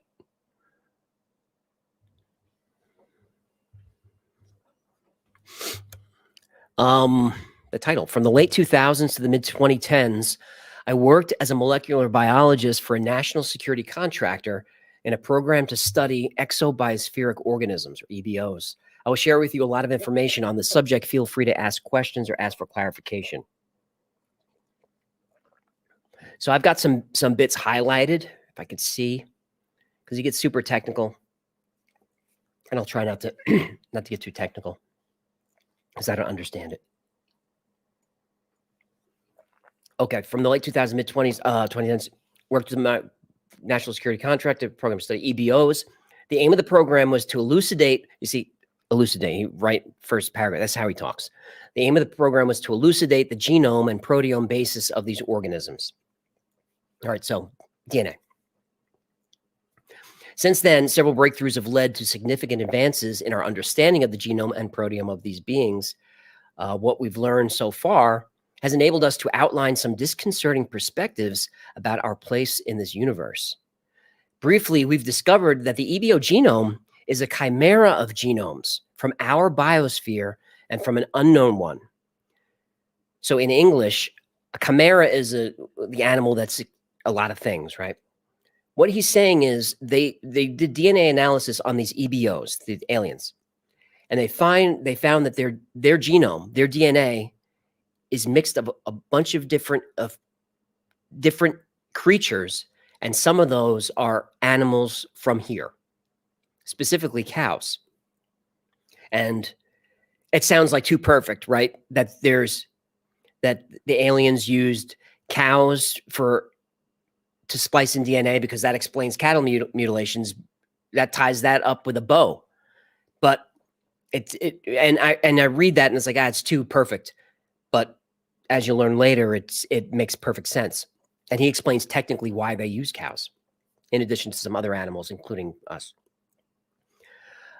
So for their chimera of genomes from animals from our biosphere and from an unknown one, so from another planet. They're artificial, ephemeral, and disposable organisms created for a purpose that still partially eludes us. So spoiler alert, the aliens that they're testing and they found are clones are close to them, and they seem to be purpose built. They're not, they're sentient, they're intelligent, but they're purpose built to serve their purpose, and that's really it. There's not a lot of singularity with the aliens. They do what they're supposed to do, and then they die. And you'll see in their religion that that's fine. They don't mind that. Before going any further, please excuse me if you find it difficult to understand what I'm explaining. Some parts of my text are very technical. You ain't whistling Dixie. I have a PhD in molecular biology. I didn't actively seek to be part of this program. Rather, it was a stroke of luck that introduced me to one of the senior scientists. So he was at a conference doing a presentation, and it was about something not very interesting, which he admits to. It's like, it was research that wasn't going anywhere. But there was a scientist there that just liked the way he presented it and approached it. So shortly afterwards, he graduated and received a call from this person offering him a position. And at the time, everything pointed to him working in a regular lab. So he says yes, he'll take the job, doesn't really know what it is yet. He goes on to say, I did a series of three increasingly suspicious interviews, each in a different location, where my scientific background and knowledge became less and less relevant. The first was with two of the senior scientists, the second and third with people I've never seen again and who were obviously not interested in science. Sometime after the interview, I was asked to go to a fourth location where what seemed like a corporate lawyer presented me with an NDA. He made sure not only to explain every detail, but also that I understood the consequence of not respecting it.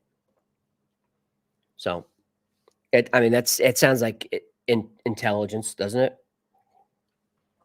It sounds like military intel. Does he say where? Because I'll just tell you the lab where he's at. Oh, we'll let him get to it.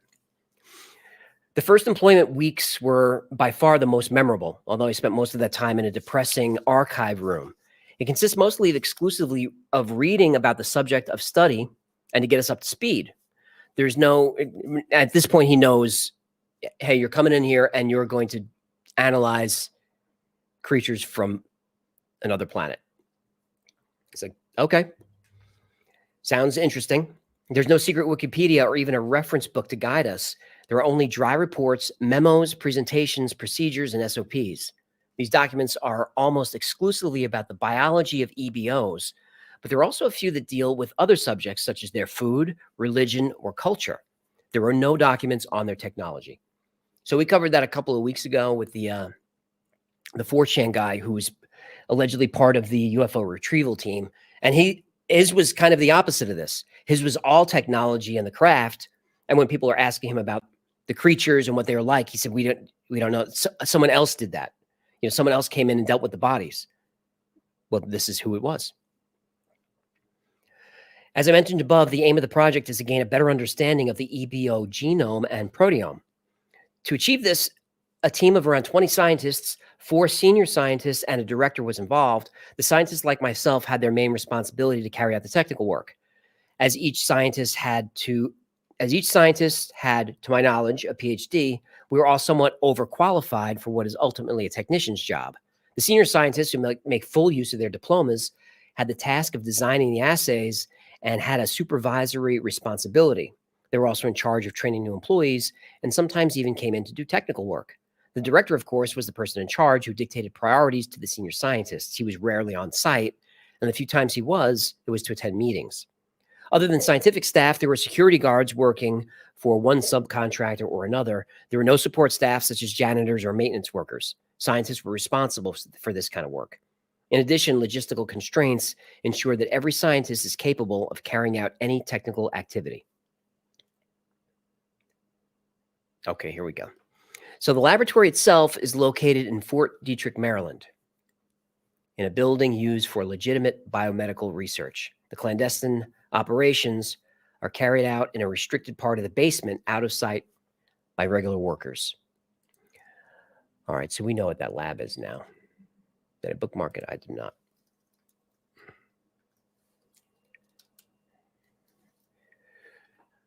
what was it called? Here it is. He worked for the Battelle National Biodefense Institute. He didn't say that. He gave Reddit enough information to pursue it. So if you look into this place, it's a real place.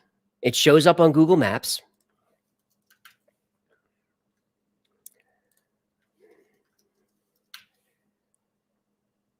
MapQuest comes up. Wow.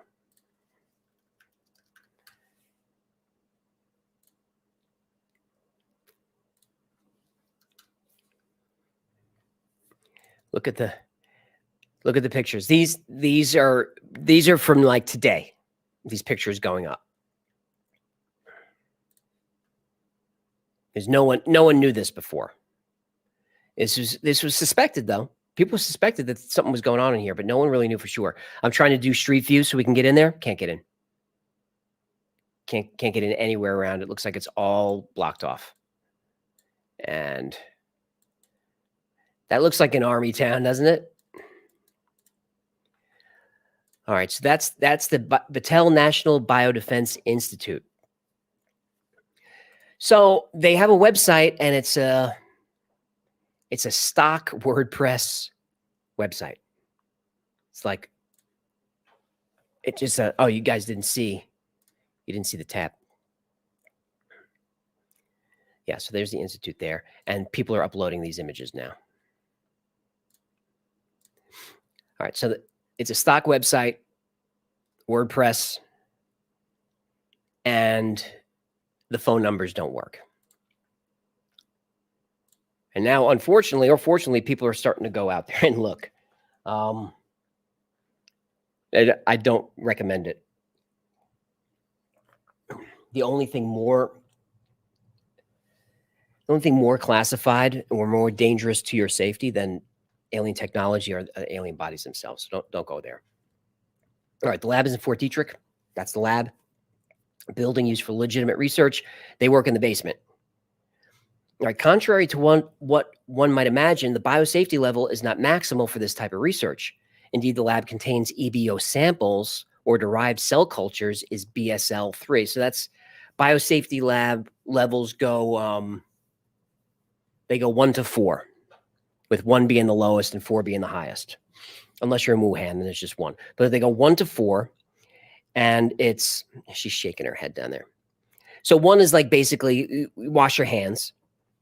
2 is maybe wear a mask and gloves. If you're handling something super toxic, put that in a box. But otherwise, it's not super crazy. And then 3, we get into wearing masks and maybe full suits, and then 4, that's a biosafety level 4 is you take a shower in, shower out, change your clothes, like that whole thing. So he's saying that, yeah, we've got cell cultures at biosafety 3, but the lab and everything are just BSL-2. So that's lab coats. But the biosafety level 3 area of the facility includes a freezer room and a cell culture lab, and is only accessible through an antechamber from the biosafety level lab level 2 section. EBO carcasses are preserved in horizontal freezers at a temperature of minus 80 degrees Celsius. To maximize the preservation of these carcasses, they are preserved in vacuum bags, and the air in the room is controlled to minimize humidity. There are only 4 bodies, and none of them are complete. It's obvious that these creatures have died as a result of major trauma. Yeah, I mean, spaceship crash is going to do that. I've never witnessed a motorcycle accident fatality, but it probably looks similar to this. I've seen motorcycle accidents, pretty messy. It is acknowledged that there are more EBOs carcasses at other locations. Sure. The cell culture laboratory, as its name suggests, is where the cell lines derived from the EBOs are grown and related activities are performed. I'll talk in more detail about these specific cell lines later on. Yes, they're growing them. This BSL-2 part is mainly used for assays, immunohistochemistry, genetic engineering, immunocytochemistry. Those are that's antigen testing. They're testing antigens and antiviruses, I guess, to see how sick they can get them. I don't know, but that's antigen testing. There's also a cell culture lab, but this is used for more traditional cell lines. Other than the labs, there are all the amenities you can find in an office. Note that the internet access is limited to senior staff and up. There is, however, an intranet for bioinformatics needs. Okay, so this is 10 years ago. On the subject of the biology of these beings, I'll start by discussing genetics, then their gross anatomy, and finally their biological systems. For the sake of clarity, the information that I provide here is an aggregation of what I observed and what I have read. I will make many comparisons with human anatomy because it is the most logical reference. I'm just checking the chat. Don M, growing aliens. They're growing them. They're growing these aliens. And more and more. They're doing more than growing them. Light Ray Fuse says fictional story. Could be. But this one so far is checking out. And the Reddit mod says, look, we can't confirm any of this. We can't confirm his account. We can't confirm where he worked. Obviously, you can't. So take it all with a grain of salt. That said, it's an interesting story. And if you're into the technology and the science of this, it's a good read. Aaron Davis, they're like bio drones. You don't know how close you are, man. Matt Cooper says lizard people. They're not, but we're going to get to those later. Canadian Mage, what's with the black cube, AJ? I don't know. Where? Is there a black cube somewhere?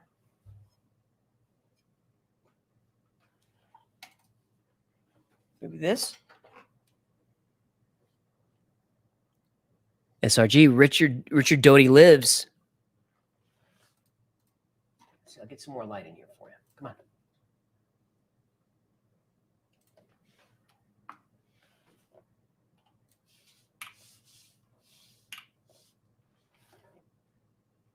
Is that better? Does that get rid of the black cube? Say Booth, love linking that 5-MeO EMT. That's 5-MeO DMT, and be careful with that stuff, my friend.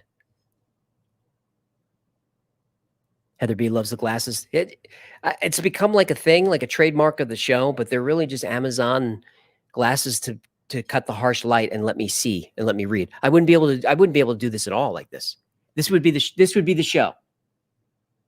Just a pink receding hairline. That would be the show.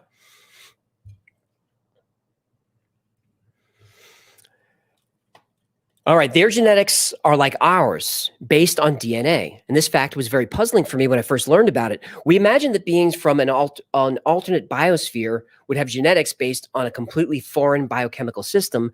And surprisingly, this is not the case. Several conclusions can be drawn from this surprising revelation. The one that immediately comes to mind is that our biosphere and theirs share a common ancestry. So he is talking about, and he'll get to it later, but he'll get to it in his jargony gobbledygook. But he's talking about panspermia. Pan meaning all, meaning every, spermia meaning seed. So that the DNA is out there in our universe and our God, whatever it is, lands here, and then we evolve. And that's why these intelligent, sentient races like humans and OB and the EBOs are so similar. You know, bipeds, large brains, opposable thumbs. Fizzgig, still a lot of hair for your age, AJ. That's what you call, that's a backhanded compliment. That's what that is. I've seen Jen's face. She's like, she's doing this. You look really good for your age. Thanks. You sound really smart for your avatar. What do you think about that? What do you think about that, huh? All right, so he's talking about panspermia, that it all came from everywhere. All right, so so their cells have nuclei containing genetic material like ours, which suggests that their biosphere would have been separated from ours sometime after the appearance of this type of organism. The term exobiospheric organism is actually a misnomer, but as it's a historical term, it's still used. Their genetics are not only based on the same genetic system, but they're also even compatible with their own cellular machinery. That means you can take a human gene and insert it into an EBO cell, and that gene will be translated into protein. And this, of course, works in reverse with a human gene inserted into an EBO cell. What could possibly go wrong? So, so our species are genetically compatible. And and they're saying you could put the cells in different human and alien, alien and human, and it works. How do you know that? Because they did it.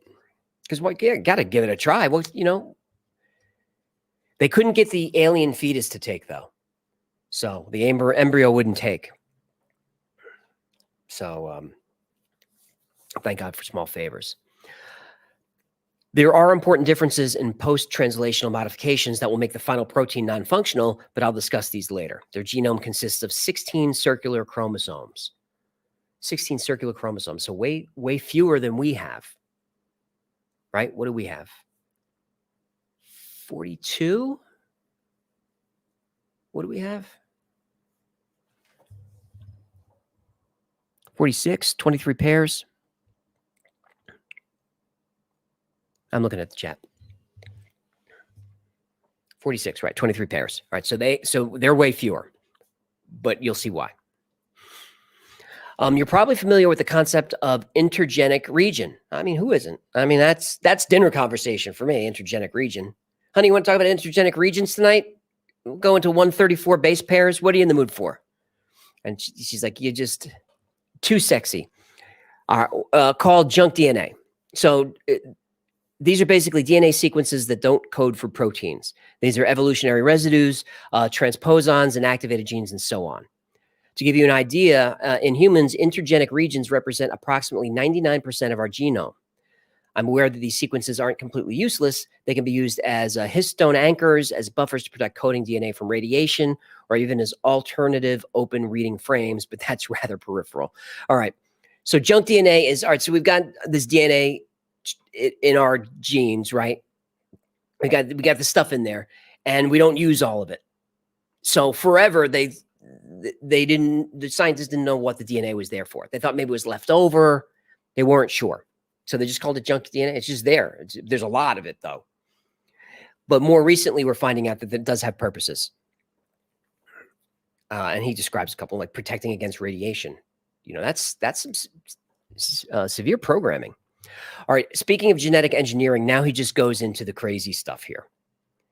Base pairs, 5' 3' order, 5' TPR, 12 base pair spacers, chromosomal address, 12 base pair spacers, gene address, 12 base pair spacers, 3' TPRs. I'm getting there. The chromosomal address is composed of 4 base pairs and is identical in each TPR of the same chromosome.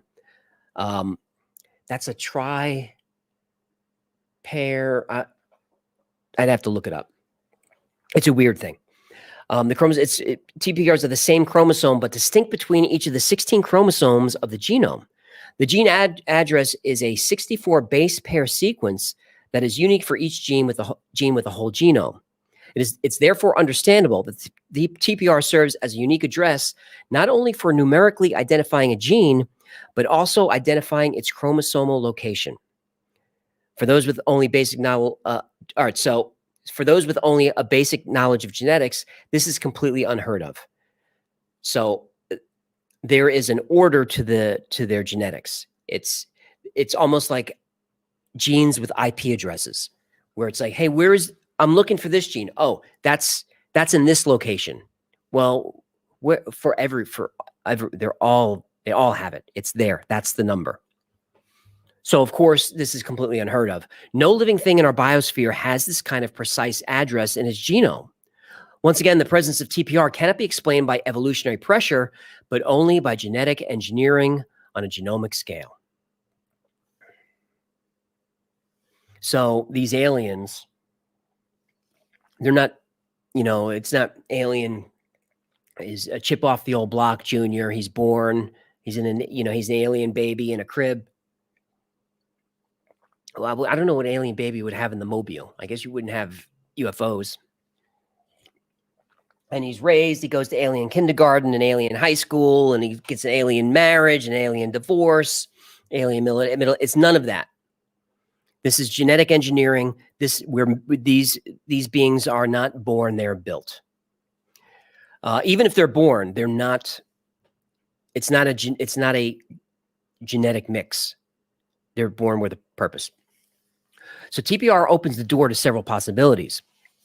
One of them suggests that EBO geneticists can insert or remove a gene from a cell in a way that is far more targeted and efficient than our technology allows. The nature of these tools is unclear, but we definitely don't have anything like it. Then he goes on some technical stuff. In other words, an individual could be genetically designed to have characteristics that give it an advantage in performing a given task, like soldier ants and worker ants in an anthill. Note that these previous statements are speculation. To my knowledge, only one individual genome has been sequenced. I can't make a definitive statement on genetic variation between individuals. So you remember the whistleblower from a few weeks ago from 4chan? And look, I know it's 4chan, but it was a fun read. Remember how he said that the UFOs coming from the large craft in the Bermuda Triangle, those are purpose-built. So they have a metal forge down there, raw materials, and someone decides, he speculated it could be AI, something decides that we want to do a survey of the Black Pyramid in Alaska. You guys want a story about the Black Pyramid in Alaska? That's a good one. So we want to scan the Black Pyramid of Alaska. So the AI gets the raw materials and it builds the equipment it needs: scanners, navigation, communications, just the machines, and then it puts the UFO skin on it. And he says that's why the UFOs are different sizes and kind of different shapes, because it's just based on what equipment's inside. So the UFO is built for that purpose. It shoots out to Alaska, it does its thing, gets the data, comes back, gets disassembled, and back to raw materials. Oh, I'm sorry. Isn't it amazing what passes for a live stream these days? Boy, oh boy. That's rude. So that's what's happening with the craft. He's explaining that that's what happens with the beings. You know, soldier ants, worker ants. So that's what they're seeing. And he's saying it's speculation, but that they don't know for sure that's what it is. But if you were going to do that, if you were going to genetically modify beings for purposes, this is how you would do it. So if you're creating soldiers, you want to make them stronger, make them faster, quicker reflexes. You're making scientists, they're going to be more focused on smart. Clearly, I'm not a scientist. So you could do that. There are many genes, talking about the aliens, analogous to ours, which is not surprising given the compatibility of our cellular machinery. What's disturbing is that some genes correspond directly, nucleotide by nucleotide, with known human genes or even some animal genes. So human DNA and animal DNA are in the aliens. For these genes, there doesn't seem to be any artificial refinement, but rather a crude copying and pasting. Why they do it is nebulous and still subject to conjecture. There are also many genes which are not found in our biosphere, whose role has not been identified. Finding the purpose of these novel genes is one of the aims of the program. I'd like to note that before going any further, that this heterogeneity of genes of known and unknown origin is an undeniable proof of the artificiality of EBOs. So they're building these creatures with alien DNA, human DNA, and animal DNA. Well, why are they doing that? He kind of gets to it, but I'll sum up. It is too much. I will sum up. They're infusing the beings with human and animal DNA to make them more compatible with our biosphere, because the way that they're made up, their genetics are similar and compatible with ours. That's fine, but that's genetics. There's so much more to a creature, right? I mean, how different is our DNA from a frog, right? It's not that different, but it's a very different organism. So our DNA is very similar to theirs, but it's a very different organism. when we get into how their body is built, it's crazy. But you can see why they're not compatible with Earth. You know, this would be toxic. They can't eat anything here. If it's a completely different biome, everything would be toxic. If you got on a ship, right, and traveled to another world, where would you go? Zeta Reticuli? You'd go to planet Serpo, right? See if that's true. If you went to planet Serpo, everything would kill you because the biome is not compatible. But if you were genetically resequenced with DNA of that biome, you could perhaps, if you were advanced enough, create an organism that could tolerate it. You'd still be you, but we just put a little bit of a little bit squirt of the grays into you, so that when you go to Serpo, you're fine. You're sick, you don't, you know, it's not comfortable. You'd still need a suit and all kinds of stuff, but it won't kill you. And I'm not making a joke. That's why they do it. Because all this stuff is toxic. This is just a way to minimize the toxicity and maximize the compatibility with our biome, with our biosphere. All right, this is kind of technical. Let me see if I can just blast through it. I briefly introduced the differences in post-translational modifications between human and EBO. This is hardly a surprise, as we often see the same thing between different terrestrial species. Obtaining a viable protein from a DNA sequence is a complex process involving hundreds of protein intermediates, each with a precise and essential role. A minor variation in the assembly line can lead to functional irregularities in the final product. So it's no surprise that there are setbacks along the way when the first EBO gene transfection attempts failed to produce the desired functional protein in human cell lines. All right, so they're trying to splice and it's not working. That's what he's saying. And they weren't surprised by it, because that's not surprising. So about the proteins, everyone remembers the DNA proteins, right? The A, the T, the C, and the G. The alien proteins are the same exact proteins. So that's why it works. Okay, so they're trying to get these genetics spliced together. They're trying to, I don't know what they're trying to build, but they're trying to make it work. And it's not working. So for your information, we use a biological ballistics delivery system, aka a gene gun, for our transfection needs, because other methods are not very effective with cells of this line. Okay, so they're trying to get the DNA between the species to communicate. It's not working out. The proteins, it won't take. Attempts fail. So they analyze the genome of the aliens a little bit more. And they find that there is a good amount of cow DNA in their sequence, Earth cow DNA.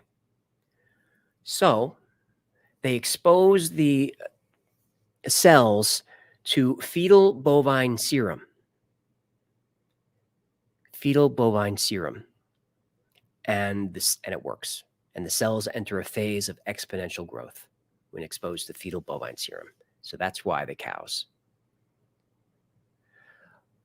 That's the genetics portion. Next is gross anatomy. We'll get to how they're built. James, how'd you get this information? This is off Reddit. It's posted just yesterday. Splice was a trippy movie. Yeah, it was. Melissa Rodriguez, the serum is used to feed the cell cultures. First, last, the aliens fart as much as the cows. They don't. And we're going to get into their waste system. We're going to talk anuses and rectums. We're going to talk excrement. We're going to get into it. Justin Washburn, got to have several stomachs. Brandon Thomas, so are we getting an episode on this? If you want, if I can figure out what story we'd tell here. You know, because this is just a guy telling a story. This could all be 100% real. And you know, I lean toward it is, but I've become a lot less skeptical very recently. We'll do a quick sidebar before we get into gross anatomy. He gets kind of graphic with how they're built. You know, sexual organs and stuff, I'm going to tell you what he says. But he's purely academic. So I think we're fine for kids. I just, I don't want to, I'm going to have to say anus a bunch of times. So just a quick side thing. So all this stuff's going on with the, with Grush, the whistleblower, talking about the retrieval program, the Air Force guy, the whistleblower. You know who I'm talking about. We covered his interview a couple of weeks back. Who I was skeptical of, and I'm still skeptical of. When I look at him, I'm like, I don't buy it. But Congress has reviewed his documentation. They find it to be pretty credible enough that investigations and hearings are warranted. And so that's pretty crazy. Other whistleblowers have come up as well. I believe there are 6 people now in the mix corroborating his story, but I don't think any of them want their names out. So I think that's what it is. My point is, it's looking like there might be alien bodies in spacecraft, like for real.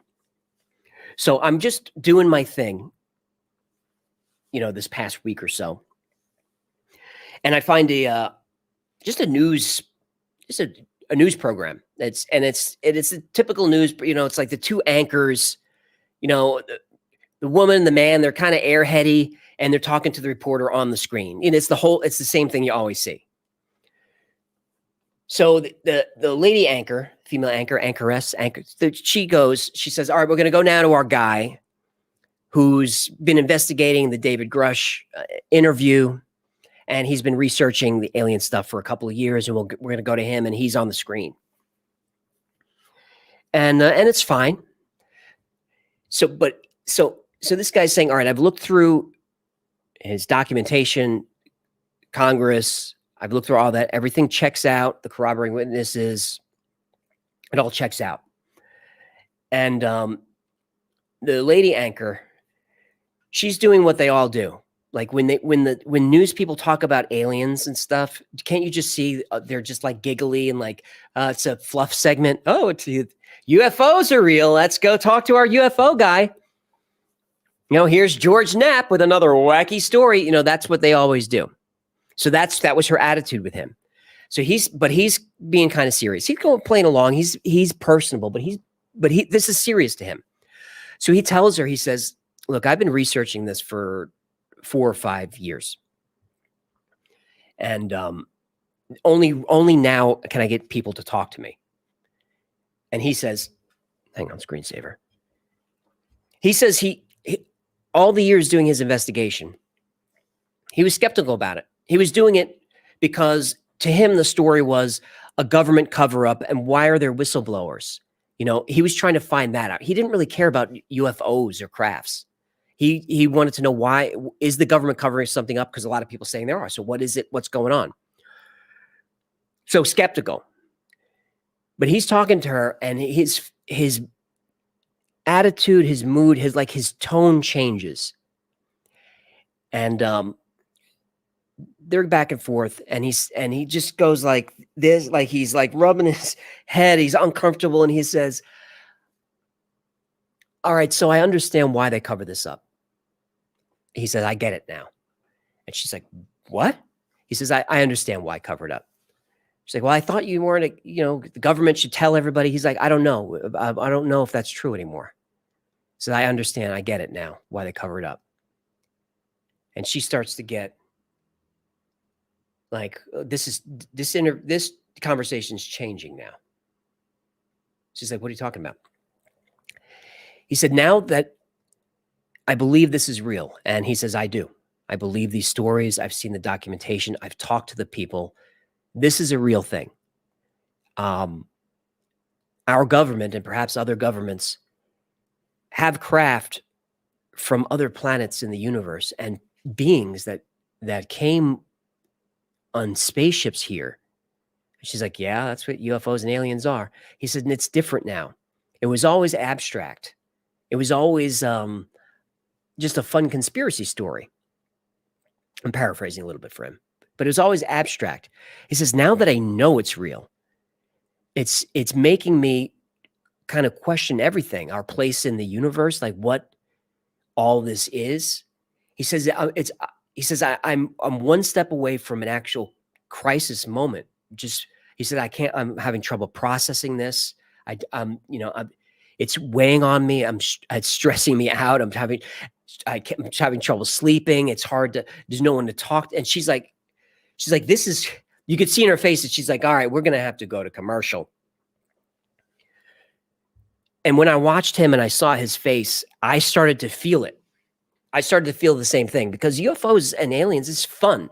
To me, it's fun. I like the cover-ups. I like the idea. I like the idea of a secret government, a shadowy government with its own military and its secrets and men in black.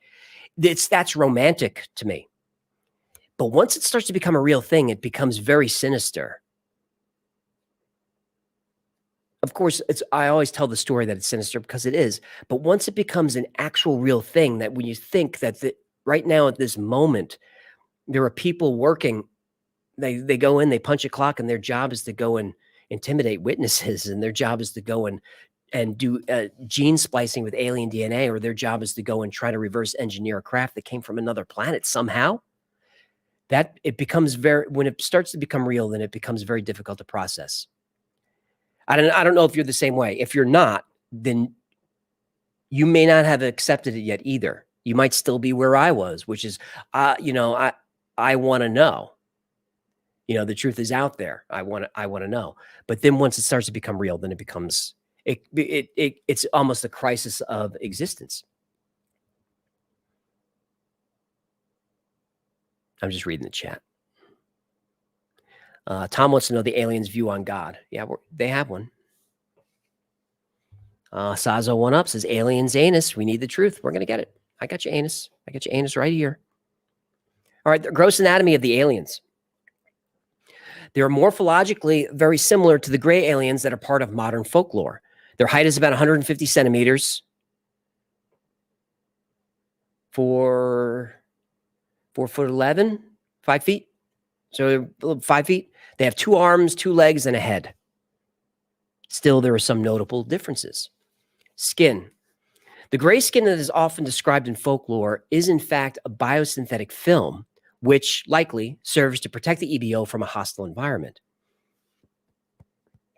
I ate the Diet Cookie too fast. It doesn't provide effective protection against temperature changes, but it does offer adequate protection against the passage of liquids.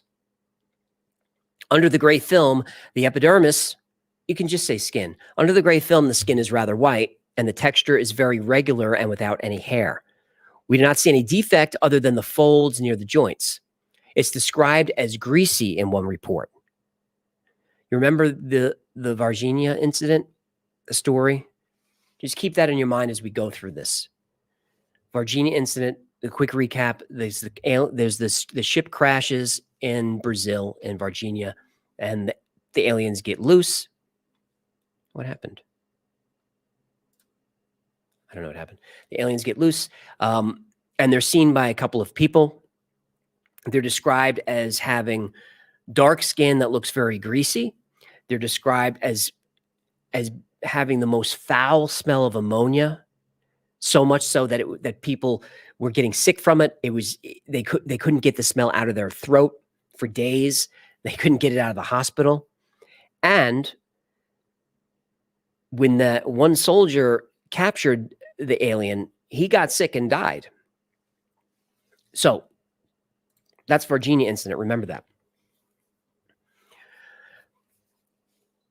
Their skin is described as greasy in one report, but that's not something I've observed. The same report states that a strong lingering smell of burnt hair and ammonia is present when the film is removed. There are a lot of pores on the skin, crossing from the epidermis to a gland in the hypodermis. These glands and pores are the terminal part of the excretory sudoriferous system, which could only explain the previously mentioned smell. Excretory sudoriferous is waste and sweat. Waste and sweat. That's their skin. Head. The head contains 2 large, oversized eyes, 2 nostrils without protuberance. This is how he talks. It sticks out. Without protuberance, a narrow mouth without lips, and 2 ear canals without auricles. There is a mandible, but the musculature is vestigial. So the jawbone is there. The jaw muscles are there, but they're not really used. There are no teeth or tongue in the oral cavity. That was weird to me. No teeth or tongue, just a hole, just lips and a hole. Stay focused. There appears to be no equivalent to the olfactory bulb in the nasal cavity. The mouth leads directly to the esophagus and the nasal cavity to the trachea. The trachea and esophagus do not communicate. So we've got two different pipes. You know, your trachea and esophagus, they communicate, right? You swallow, it goes down esophagus, breathe, trachea. Something goes down the wrong pipe, that's what that is. You aspirate water, that's what that is. I know you know that, but you know, I'm looking at some of those usernames on here, and there's definitely people who don't know that. But Paul Wright, you know, Josh MC, you're good. DSDRN, she's smart. Photo Fox, Robin Hood. You know who you are. All right, that's the head. Now we have the eyes. The eyes are weird. Like the skin, the eyes are covered with a semi-transparent biosynthetic film that offers the same environmental protection, while providing protection against certain wavelengths and light intensity. When the film is removed, a more traditional eye is revealed. It's about 3 times larger than a human eye, and there are no eyelids. The size of their eyes suggests they have excellent night vision. It seems paradoxical to cover them with a semi-opaque film. Perhaps they only need to wear it in a bright environment. Their sclera, so the white, is the same color as their skin. The iris is pale gray, and the pupil is black and oversized. The lens is rounder than a human, and the musculature used to adjust focus is more developed. On the retina, there are at least 6 types of cone cells. The responsiveness of each of these 6 types of cone is specific to a wavelength band with a minimum overlap between each other.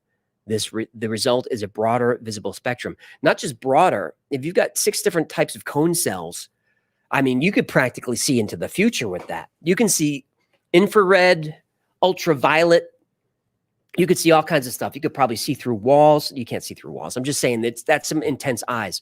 But it's very strange to me to read that, to hear that they have very, very good vision, very good hearing,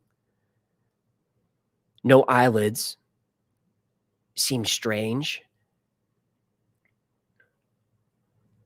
But the big black that we see, that's kind of that's the covering. That's the biosynthetic film. There's an eye under there. There's an eyeball and a pupil underneath that big black thing that we always see.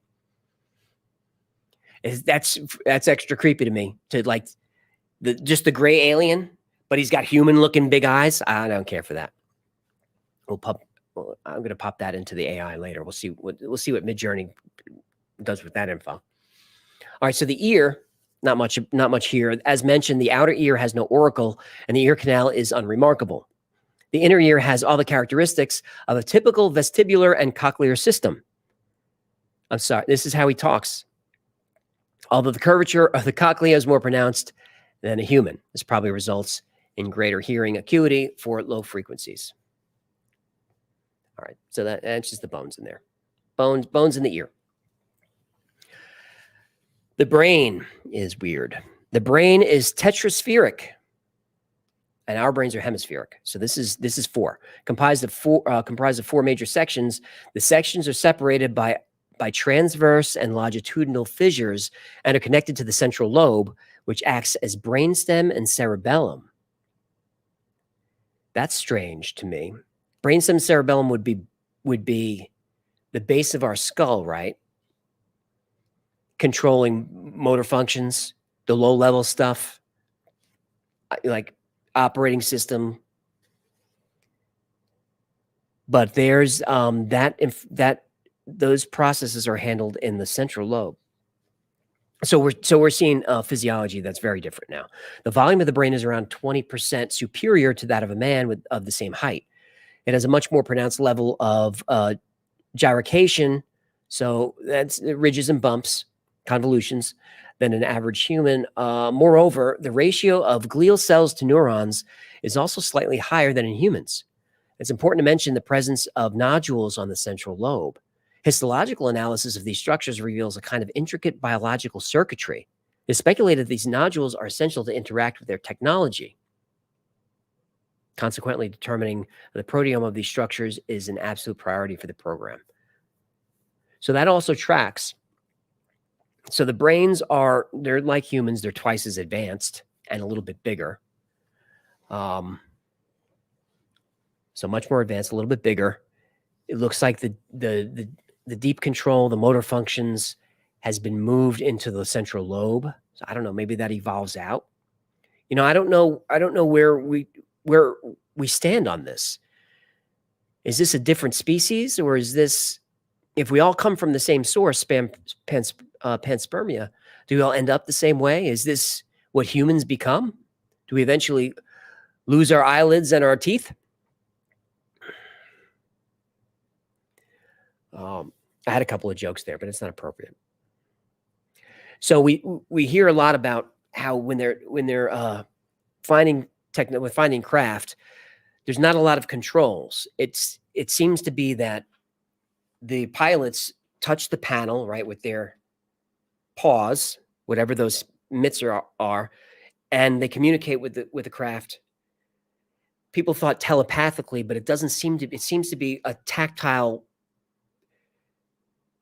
They put their hands, or whatever those are, put their hands in the surface of the whatever that is, dashboard, control panel, and somehow through maybe the nerves, information is transmitted and through their central nervous system into the brain and received by these nodules, because they histological analysis. So they're saying this looks like biological circuitry that they think that is there to interact with technology. And this is 10 years ago.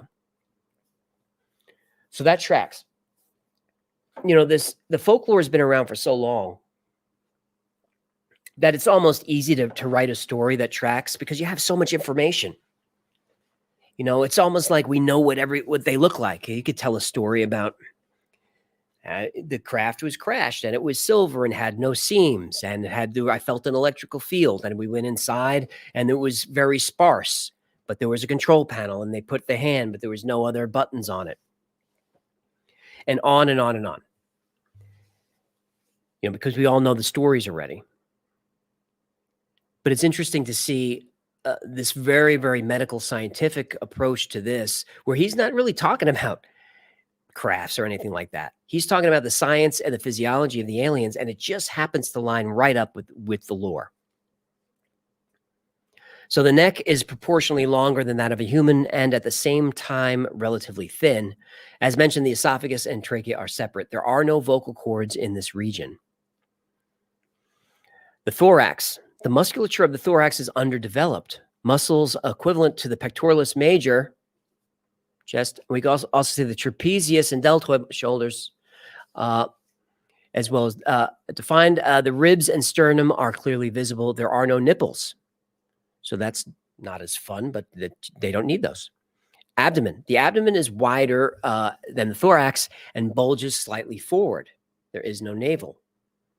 You know, if they're growing these beings, why do you need a navel? The pelvic bones are apparent, and this is going to be very disappointing to Charlie A, to Zozo for sure, and Fizzgig is not going to like this, but there are no genitals or anus. So, you know, no wild weekend.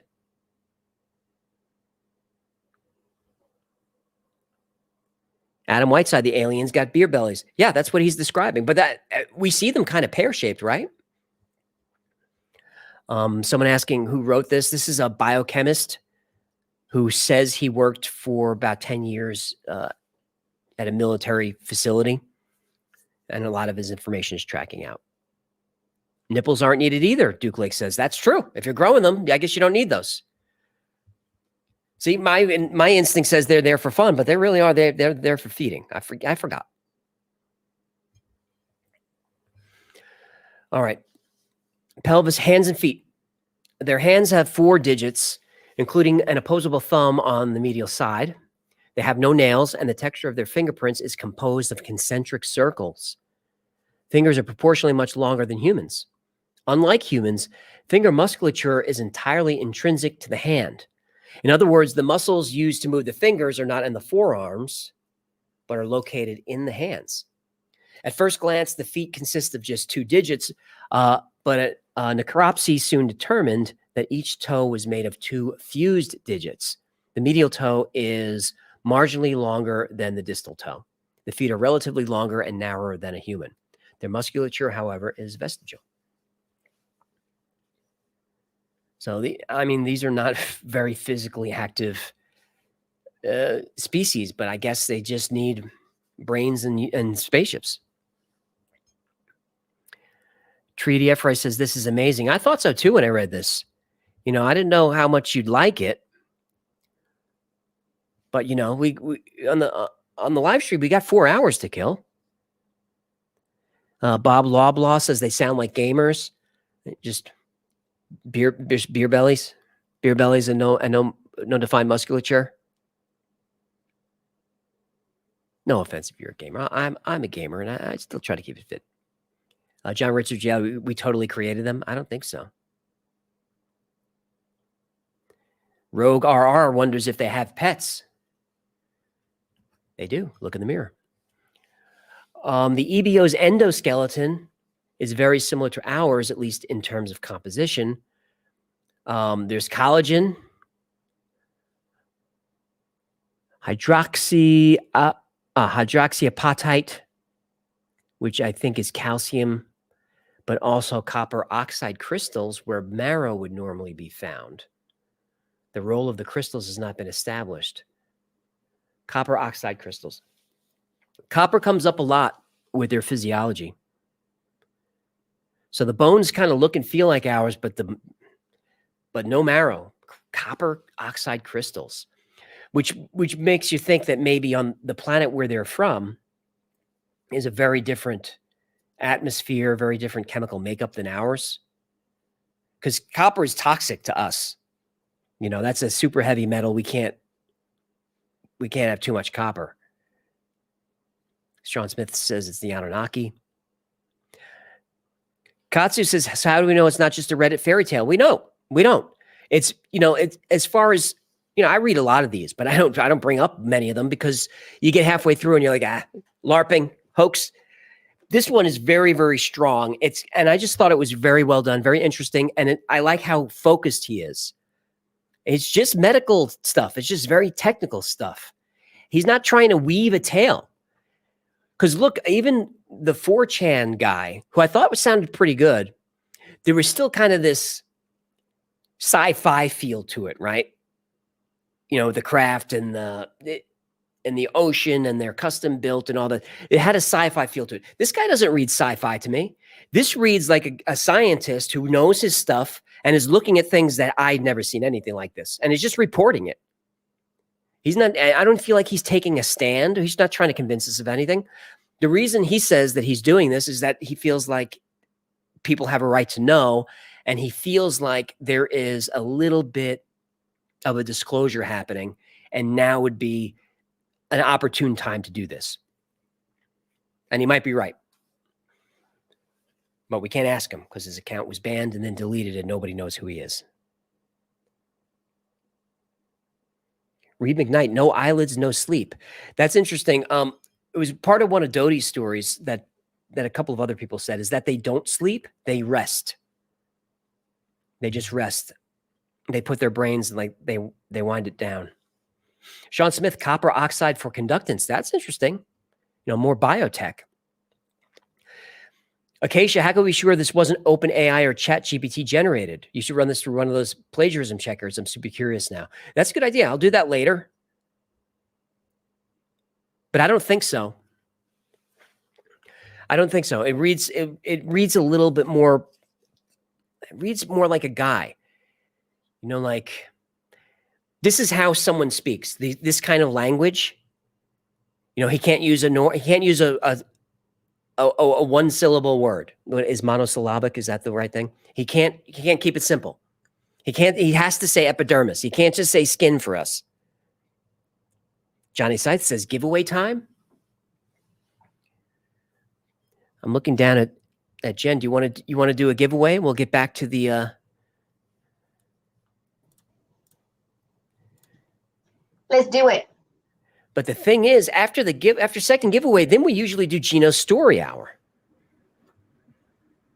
right? Well, I'm ready for story hour, but we got 17,000 people 17,000 people. that are So interested in what we're talking about. So we do Gino's story hour, which is a 10-minute story followed by a 5-minute conversation, and then we can get back into the alien physiology. We're about up to the biological system, so we're going to get into after the giveaway and Gino's story hour. So give us like 15, 20 minutes. We're going to get into the respiratory system, the circulatory system, the blood, the excreto-sudoriferous system. So we'll talk about how they get rid of their waste, which actually is super interesting. The way they get rid of waste. This is one of the little clues to me that makes this sound very legit. Is he describes the way the aliens get rid of their waste, and you read it and you're like, genius. Why don't we do it that way? The way we do it is weird. The way we do it is weird, and it takes up time. Doesn't it? I'm looking at you, Jennifer. Sometimes it takes up a lot of time for you. What? Okay, that's enough. That's enough. You're so rude. That's enough. We're not going to talk about your bathroom habits now, are we? No, we're not. All right, well, let's just talk about it for a minute. You're not having any ice cream tonight, right?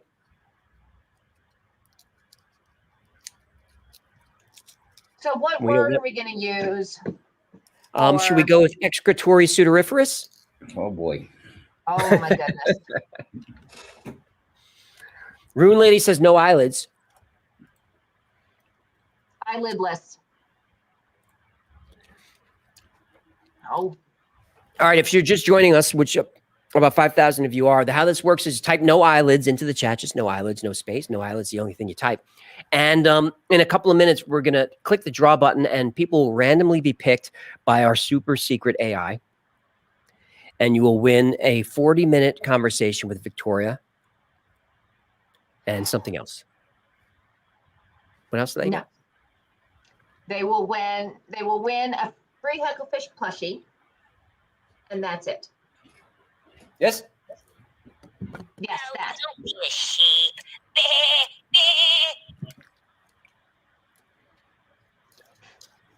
Trying to chew this nicotine gum in fast.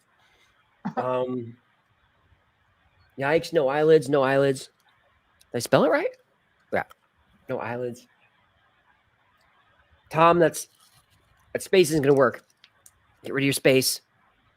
Heather, get rid of your space. No eyelids, no eyelids. My eyelids, that's not going to work. No yields, that's wrong. All right. I'll do a couple of super chats while we're waiting for that to fill up. And one thing I wanted to remind you of, AJ, before we go, we got to talk about the shapeshifter on the airplane. It's just too important of a story. Oh, yeah.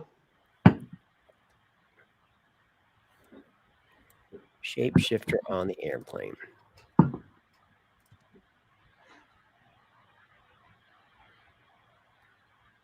I've got a couple of different angles of this one.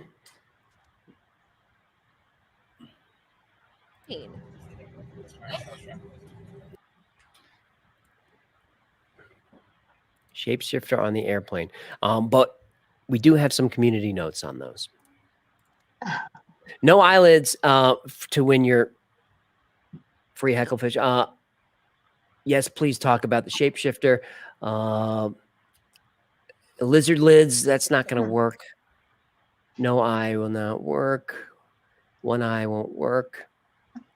No tongue, no teeth, no gag reflex won't work.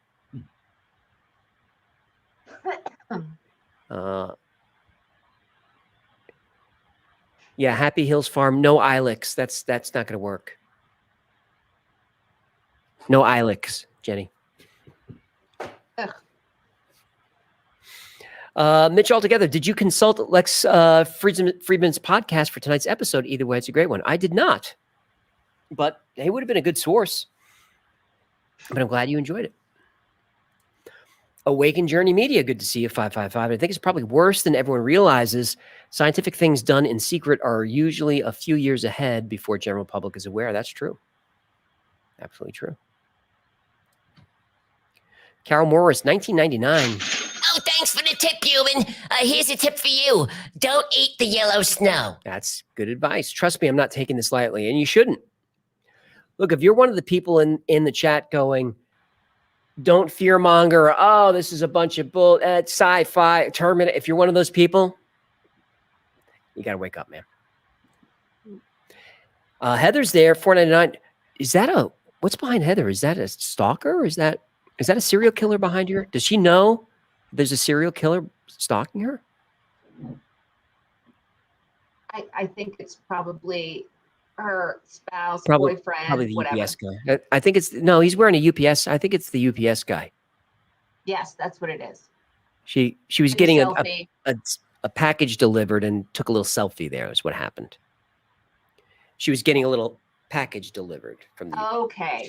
My first Moving live. along. We love your channel. I especially enjoy the music and sound effects and content, obviously. This episode was terrifying. Keep it up. Well, they're not all going to be so terrifying, Heather, but thanks for tuning into the live. Sorry, but this is what it is. DE, $100. Whoa. I used to drive a Cadillac. Then I joined this stupid show. The human doesn't pay me much. I need a lot more dough. I need another shekel. Tip the goldfish. Tip the goldfish. I need a shekel. Tip the goldfish. Tip the goldfish. DE says log in and have a chat with ChatGPT on stream. Fund donation. That's an idea. I'll do that if you want to do that. You'll have to tell me in the chat what to say. Amelie Giovanni, AJ, this is my first live, and that's it. That's the whole message. That's what he says. That's what you do, Amelie. Got to leave him wanting more.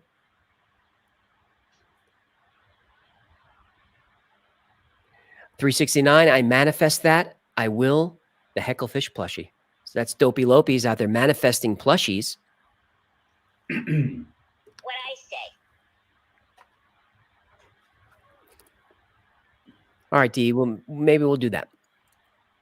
There is Fluffy. Yes, my dressing room is getting an upgrade. I'm thinking I need a leather sofa, silk pillows, and a live-in masseuse. Yep. Her name is Victoria. I'm really grateful for you guys. When can we expect a conspiracy theories proven true show? Maybe not on this platform. Not on this platform. You're going to check out the Twitter files with Matt Taibbi for all that stuff. One thing all fish know is the only way to not get caught is to keep your mouth shut. Right. Keep it shut. Dennis Veazey, you did great. There isn't a fairy tale ending to this. It is serious, real, and here. I'm glad that you're awake, Dennis. Did you, Jenny and Victoria specifically, did you know that all the leaders in AI and all technology and titans of industry had signed a petition saying we got to put this on hold for 6 months? I did not, but it doesn't surprise me. Look at all the creators of social media that don't Right. let their kids anywhere near it. Don't go near it. So, Rhonda Sanchez says ChatGPT censors YouTube chat. Is that true? I don't know. Talon guy saying some eye licking ? One lick. You get one lick. Gino's eye. Gino will he'll donate an eyeball for a quick lick. Sure. You just got to brush your teeth first. Bubbleonia Rising. That's a cool username. The future isn't what it used to be. But Shonen Fan 4. Thanks for another great episode. Have you seen the movie Upgrade 2018? That ending was some scary AI apocalypse that could happen. I haven't seen that. That's been on my list. but I got to write that down. Oh, that was a good one. Didn't you watch that with Jacob? I did. That was good. It was creepy. All right, we'll check that out. Thanks, Shonen Fan. Something to watch while we're having Applebee's later, since we hit our weight goal. Sunny A, $20. There's a race to get to general AI before our geriatric lawmakers get a clue to the dangers. Yeah, the general AI that's the dangerous AI. You know, that's the very dangerous AI, which is coming very quickly. Could be GPT-5. And Sonny makes a good point about our geriatric lawmakers. And look, you don't have to be old to not understand the technology, right? In my view, in my opinion, if you're in Congress, it just means you couldn't do anything else. You're just selfish and couldn't do anything else. So you don't understand. No, there are no engineers in Congress. Because why would you? So they don't understand. And that's why we don't have a lot of regulations here. The EU is pushing through some regs right now, but not fast enough. Ed C, just this morning, I was in a meeting of computer engineers that dismissed AI. I laughed with them because I can't convince them, but the woods are looking pretty good. Yeah. We're too steeped in sci-fi culture. It just sounds crazy. It sounds too unbelievable. And look, I went into the episode thinking that AI, yeah, it's pretty crazy. I guess it could get weird if we don't keep an eye on it. Thinking that, well, we'll just have a handle on it. By the time it gets to be dangerous, we'll have learned enough to control it. And then by the time I got through the episode, I was like, oh no, nobody knows what to do. You invented it and you don't know how to stop it? Well, why did you start then? When you walk into a room, you want to see the way out. Well, not when you're pulling in. I mean, what did OpenAI was, I think Elon Musk helped fund it with like $10 million, right? Something like that, 30 million. And they just got $10 billion of investment capital. They signed the petition that says they're going to put a pause on AI. Put a pause on it. You believe that they're going to do that? No. 10 billion. I'm with you, Ed C. There's Epirus Alukai. Channel's amazing. Keep up the good work. I'm trying, man. Thanks for the support. Ronan's there. I used to think it was all fun and games, as long as you can pull the plug, set the phone down, and go touch grass. Now I can tell if AI is going to recruit real people to be its agents to take action. It has gotten people to do things. It's gotten people to paste code. I said that earlier, but it talks someone into killing themselves. I don't know why. I'm going to follow up on that story, but it did happen. BHerb76 is back, $9.99. Why don't people understand? What people don't understand is that we're already battling AI, social media algorithms. These are the simple-minded AI. When the smart AI starts censoring humans, it's not just going to be speech. That's true. Yeah, I mean, one AI researcher told a very interesting story about social media. And that was when they first started doing the algorithms for what to show us, like on Facebook, they were showing us stuff we were interested in. You remember when you joined Facebook? I don't know how it is now, but back in the day when you joined Facebook, you picked a bunch of things you're interested in, movies or whatever, redheads, whatever your thing is. You'd pick the stuff. You pick the things, and then your feed would happen, and you add friends, and then that's how it would work. But what the AI learned was that you got much more engagement when you would show people things that made them emotional, and then the engagement went off the charts when you showed them things that made them angry. So suddenly, Facebook, which was a place where you would go and see what your friends were up to, and pictures of family and stuff, Facebook just become a cesspool of political fighting. And that's just the AI, because they know, look, if you're in a political fight with someone on Twitter or Facebook, isn't it hard to get out of it? You got to get the last word in. But while you're there getting the last word in, please take a look at this sponsored ad. Huh. Isn't that how it works? Yeah. What was the name of that movie? The Social Dilemma. Social Dilemma. To kind of explain some of that. Yeah, it's amazing. Like, oh snap! If we get them angry, they'll just stay on here forever. Like, my parents are in their 70s, and they didn't realize that, like, if I go to Yahoo News homepage on my computer and they go to Yahoo News homepage, it's completely different articles. They thought it was like a newspaper, like you go there and it has just set articles that everybody It's just reads. the news. Right. It's just the news. But it's not the news. It's your news. Right. And it's not necessarily stuff that interests you in the good way. No Nippons will not win, Scrabbit. I'm sorry. That's not a winner. We got 1,400 in the no eyelids. You ready to pick it or what? Yeah, let's do it. Ed Case says, AJ, put your AI generated takeover story back into ChatGPT and ask it how to defeat the infecting AI. That's a pretty good idea. I should have ended on something like that. Where were you when I was writing this? I'm trying to find a way. How do I make this positive? You can't. That was actually a really good idea. It was. Kobe is asking if I built my Cozy Rev mirror yet. I have not built that yet. But there's a Facebook group that formed after the episode on that. It's building Cozy Rev mirror. So look for that and let me know. Yep. I love that. There's Tom. There's Death by Sandals. Colbert, Kespar, Rachel Skulldaddy, Kyle Cat, Ian Plummer, Bubba, Slim Perkins, Kimberly, a.k.a. Surreal. Yay! A.k.a. Surreal is the winner. Scrabbit, no oral. Those are not winners.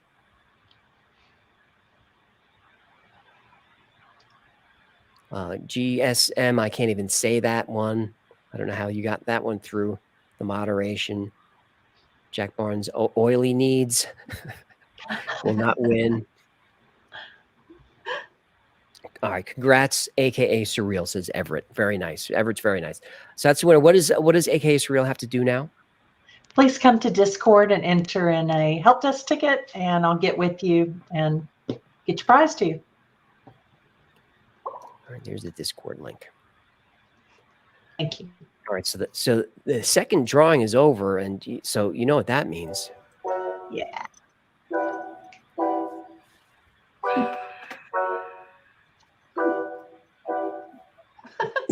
Tell me something I don't know. Where's Gino? Oh shit, where he go? Look at all those Genos up there. Where's Gino? Oh shit, where he go? Jet set and betting at the back of the scenes. Worldwide travel. Is Victoria, are you going to run the corroborating media for this segment, or am I? Yeah, that's who. Yeah, it's true. That's a dude he cares about. We don't have her set up to do that yet. Well, I'm looking. Give me a second here. I'm looking for it. This live stream is a mess. You should be ashamed of yourself. Shame on you. All right, I've got a few here. Those look like Kentucky Goblins. Uh-oh. These guys that we're going to talk about tonight do not look like the Kentucky Goblins. That's what's in my 6. Is it the 6? No, it's not the 6-6. We're at 7-6. Yeah, Right? scroll down. Story Hour on Slack. And if you can't find it, it's okay. Well, I've got a live show prep folder, but I don't think Gino Story Hour lives in there. No, it's on Slack. You told me to put it on Slack. Oh, that's fine. All right, well, I'll look for it. And Gino, you want to get started? Sure. Today we're going to talk about the Voronezh incident that happened in Russia. Now, I don't know if I'm pronouncing that right, but that's the best I could do. I'm not going to try and pronounce a lot of the Russian words, so let's see how it goes. So in 1989, in September of 1989, there was an incident in Russia at a park that was witnessed by a whole bunch of people. And it got picked up by the AP Newswire, New York Times, the Washington Post. And the reason it got picked up is because it was reported by TASS, which is like the AP for Russia. So this was a real story that went out. Now, the story that went out was the headlines were aliens land in Russian park and take a short promenade around the park, which is what caught my eye. So, so I thought this might be a good one to tell. So what happened was it was just a regular nice day in the park. Birds singing, kids playing. Young lovers strolling about, doing their own promenade, and so they see out of nowhere comes this giant, not giant, about 40 feet wide, 20 feet tall, red sphere shaped UAP, and they see it in the sky above the park, and it's making like a sort of sizzling noise or hissing noise. So everyone's able to see it, and then all of a sudden disappear. So they see something up there. They're not sure what it was. They're going, "What's this?" Everyone's trying to figure out what it was, and 5 minutes go by, and then it appears again. And this time when it appears, at the bottom comes a little opening that from inside, they could see inside, and they see inside what's looking out at them, this big alien looking guy. And this is what his face looks like. So he's described at, he's rather big. They can't see exactly how big he is, but what they could see is they could see like a helmetish thing. Like it looked like he had no neck, like a head with no neck. He had two big eyes, but a third eye right in the middle, and it looked like a radar, that kind of scans around, like a radar dish. So they're looking at that, and then all of a sudden it decides, and they can see like everything moving around on the ground, like there is something, even though they can't see anything like combustible coming out of it or any way that it's moving, they can still see that it's disrupting the grass and stuff. So the ship lands, and now the ship lands, and out from the ship comes a ramp with stairs. Now, I don't know why a lot of these stories have ramps with stairs. You'd think they'd be able to do something to get down there without walking a ramp. But so out come these three aliens, and they're 9 feet tall. So 9 foot tall with those heads that I described. Kind of, if I was going to describe it in modern terms, I'd say it was described kind of like what the Juggernaut from Marvel looks like. Again, like a ovalish head without eyes, but again, it has this radar in the middle. So now these three robots get out and they start walking around the park, and and then out from the spaceship comes another robot, which is a little, another alien, or who knows what it is. That's like a little box. So they was described as a robot more than an alien, but it's walking down these steps. So now these aliens are walking around the park, and people are all over the park here. And they're doing like soil samples. And one of the aliens reaches down and starts pressing buttons on the robot. And the robot starts moving around doing stuff. But it seems like these aliens have no idea that people are around them, totally horrified. So as they're getting their samples, again, this is how they were described. 9 foot tall aliens, really big, all wearing silver suits, which is something that's recurring in a lot of these stories. Although these guys had bronze boots. So which is first I've heard of that. Got the 3 eyes with the radar. Well, when did this take place? Because you're not supposed to wear bronze boots after Labor Day. Well, it was September. I think it was September 21st. So might have been a faux pas on these aliens' side. But they also had a symbol on its belt. Like you ever see like a Gucci belt, got the symbol on it. They got some kind of symbol. So maybe they were fashionable. I'm not sure. What I'm most disappointed in is that they still got to wear belts. I don't know why aliens couldn't figure out how to invent clothes without belts. But now they're in there. They're doing their soil samples. The robot is walking around, doing its own thing. And finally, a kid starts screaming. And it wasn't until then that it seemed like they had no idea that the humans were even there. Once it sees the kid screaming, excuse me, before the kids scream, let me go back. One of the robots has this big round dish-like chest plate. And this is if you have this one in there, this is how they were described here. So so here's the big dish-like plate on his chest. So he's walking around, and from this dish-like chest plate, he starts projecting like holograms onto a tree of different symbols, geometric symbols. And that's what scares this kid so much. I don't know why he's afraid of squares and circles, but he starts screaming. And now the kid is screaming. And finally, these aliens wake up and they're like, hey, what's going on here? And they look right at the kid, and something goes on telepathically. And now the kid is frozen. And I'm not talking about he just shuts up. He's just frozen. Okay, so now everyone's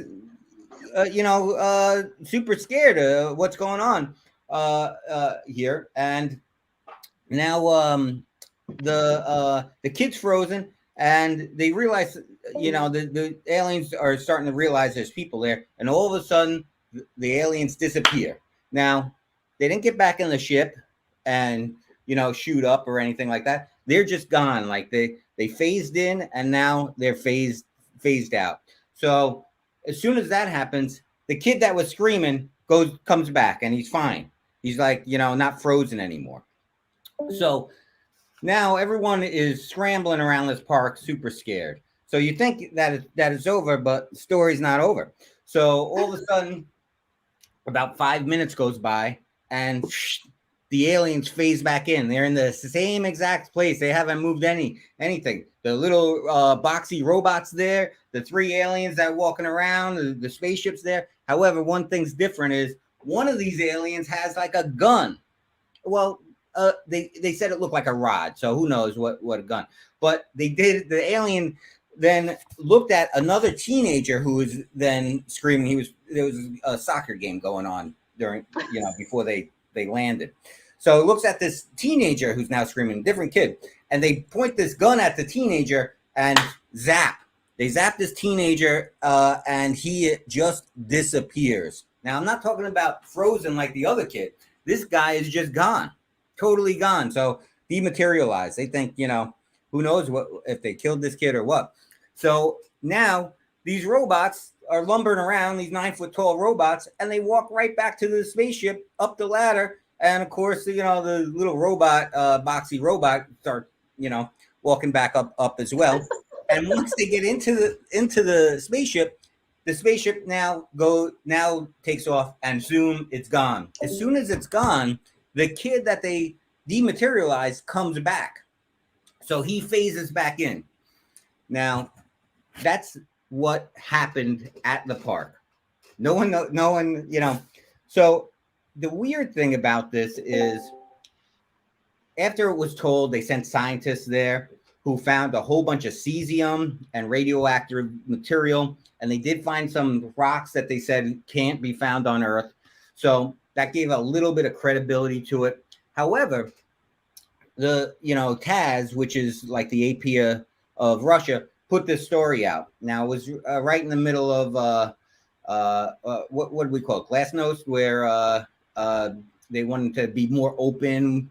Russia wanted to be more open with their information. So TASS is putting this out, and of course, immediately the AP Wire and Washington Post and the Times, they're putting up the story mocking the Russians for this. However, to this day, even now, TASS says this was a real story that we reported on, and there is like these kids that we're looking at.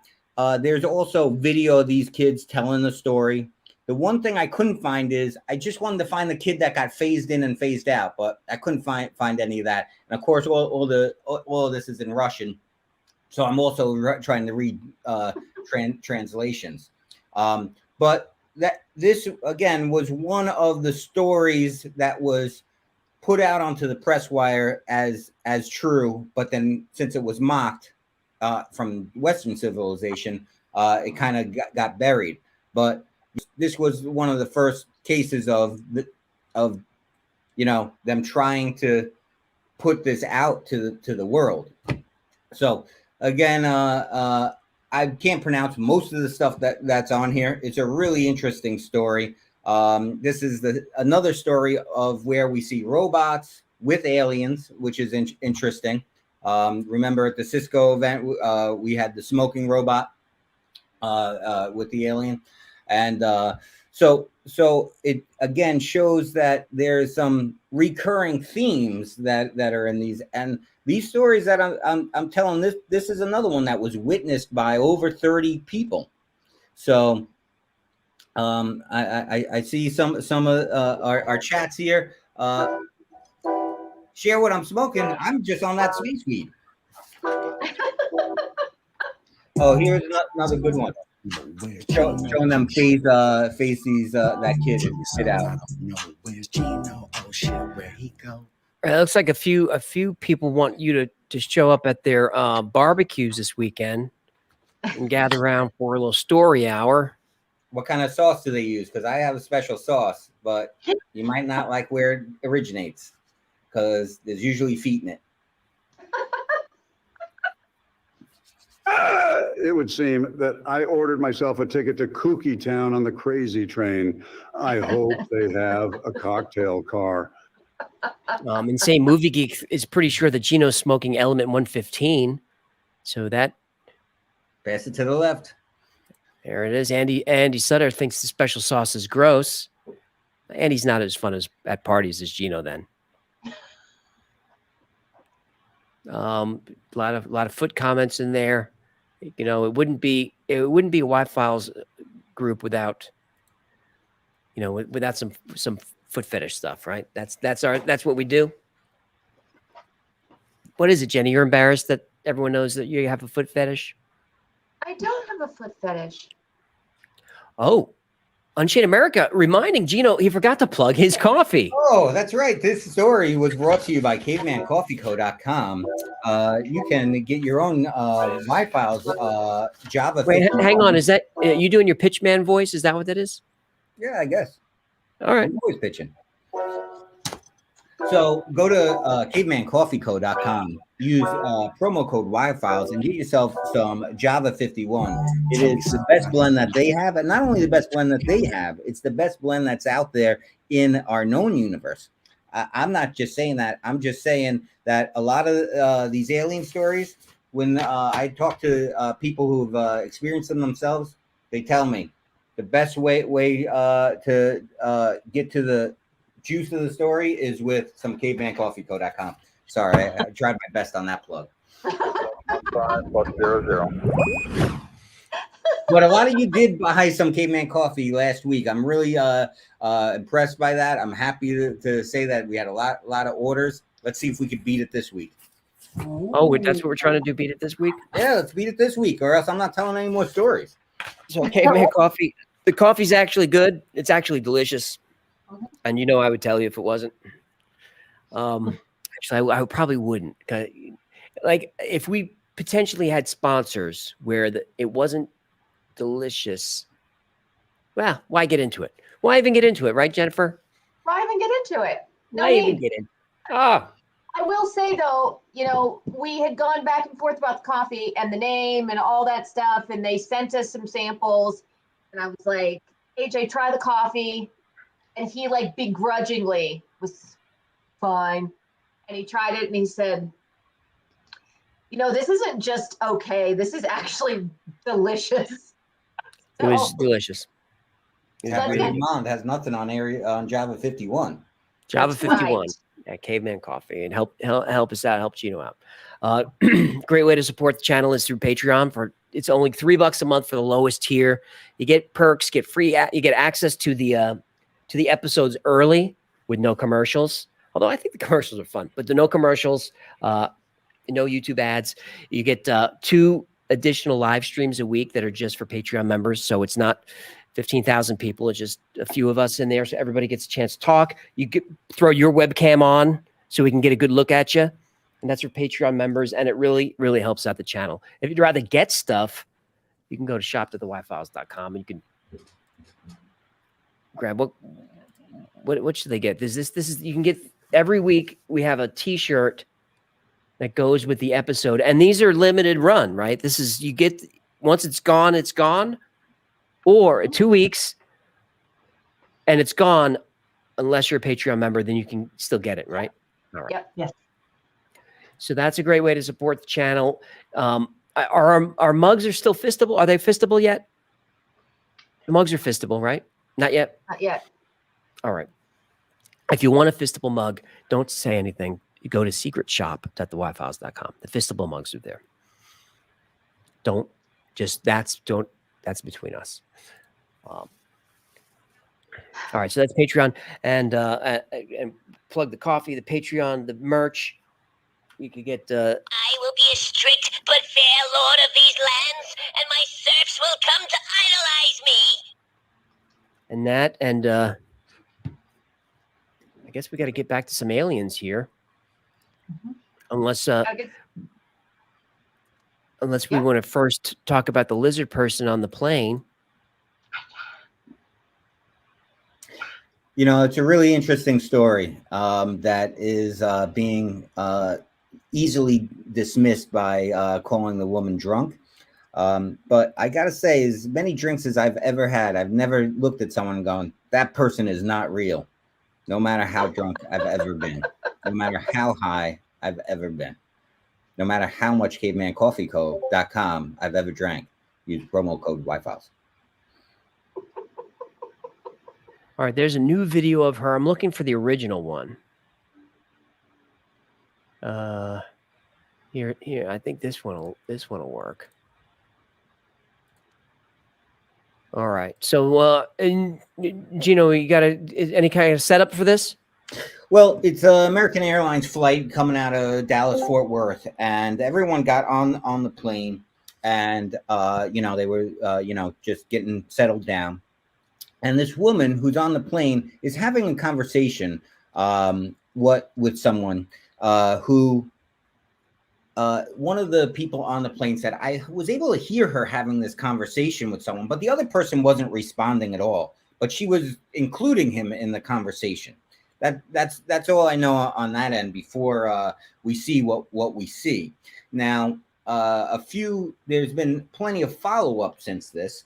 So I think you should play the original part to know what we're talking about here. I'm telling you, I'm getting the off, and there's a reason why I'm getting the off, and everyone Audio coming through? can either believe it or they cannot believe it. I don't give two but I am telling you right now, that mother back there is not real. And you can sit on this plane and you can die with them or not. I'm not going to.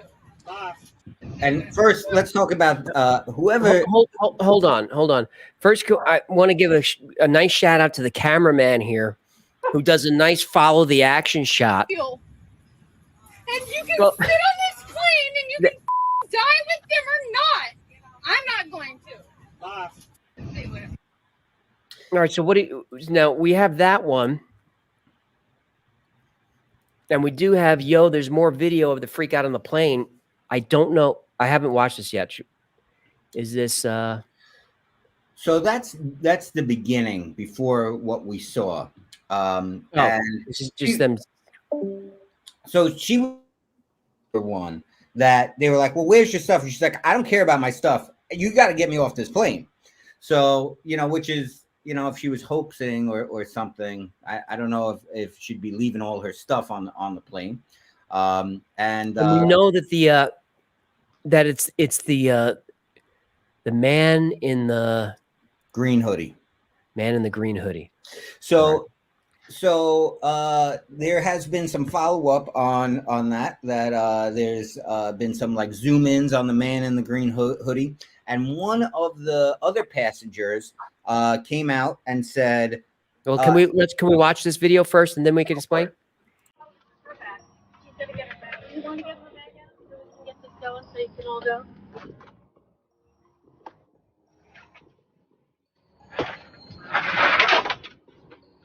There's the guy in the green hoodie on the left. So they're getting her stuff down, and there's that's the lizard guy, green hoodie.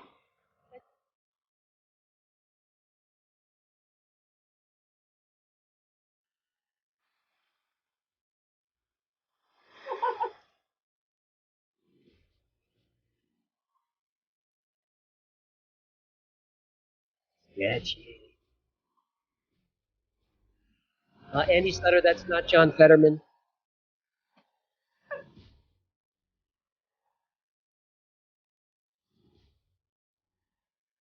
Dave Sinden, stewardess, can I change seats? So, what do you know, Gino? So a few things here. Number one, guy in the green hoodie after all this has not come forward. So we don't know where he is or who he is. The woman who got off the plane, we also don't know where she is. There's been no arrest and no arrest report, and she definitely didn't get back on that plane because they all had to deplane after this incident and took 3 hours before they could get back on the plane. Because once she said, you're all going to die, they have to sweep the plane for bombs and all that kind of stuff. So everyone has to get off. She gets off with them all. And there had been some reports that she tried to get back on, but wasn't allowed. But again, no arrest reports, things like that. So I'm not sure exactly how that turned out. But there was one guy who said, I had, I was a few rows ahead. And when I look back, the guy in the green hoodie winked at me, and when he winked, I could swear that his eye winked sideways, which of course is lizard. Yeah, that's a good part of the story, but that's debunked. That this guy's doing a skit. That is a good part of the story.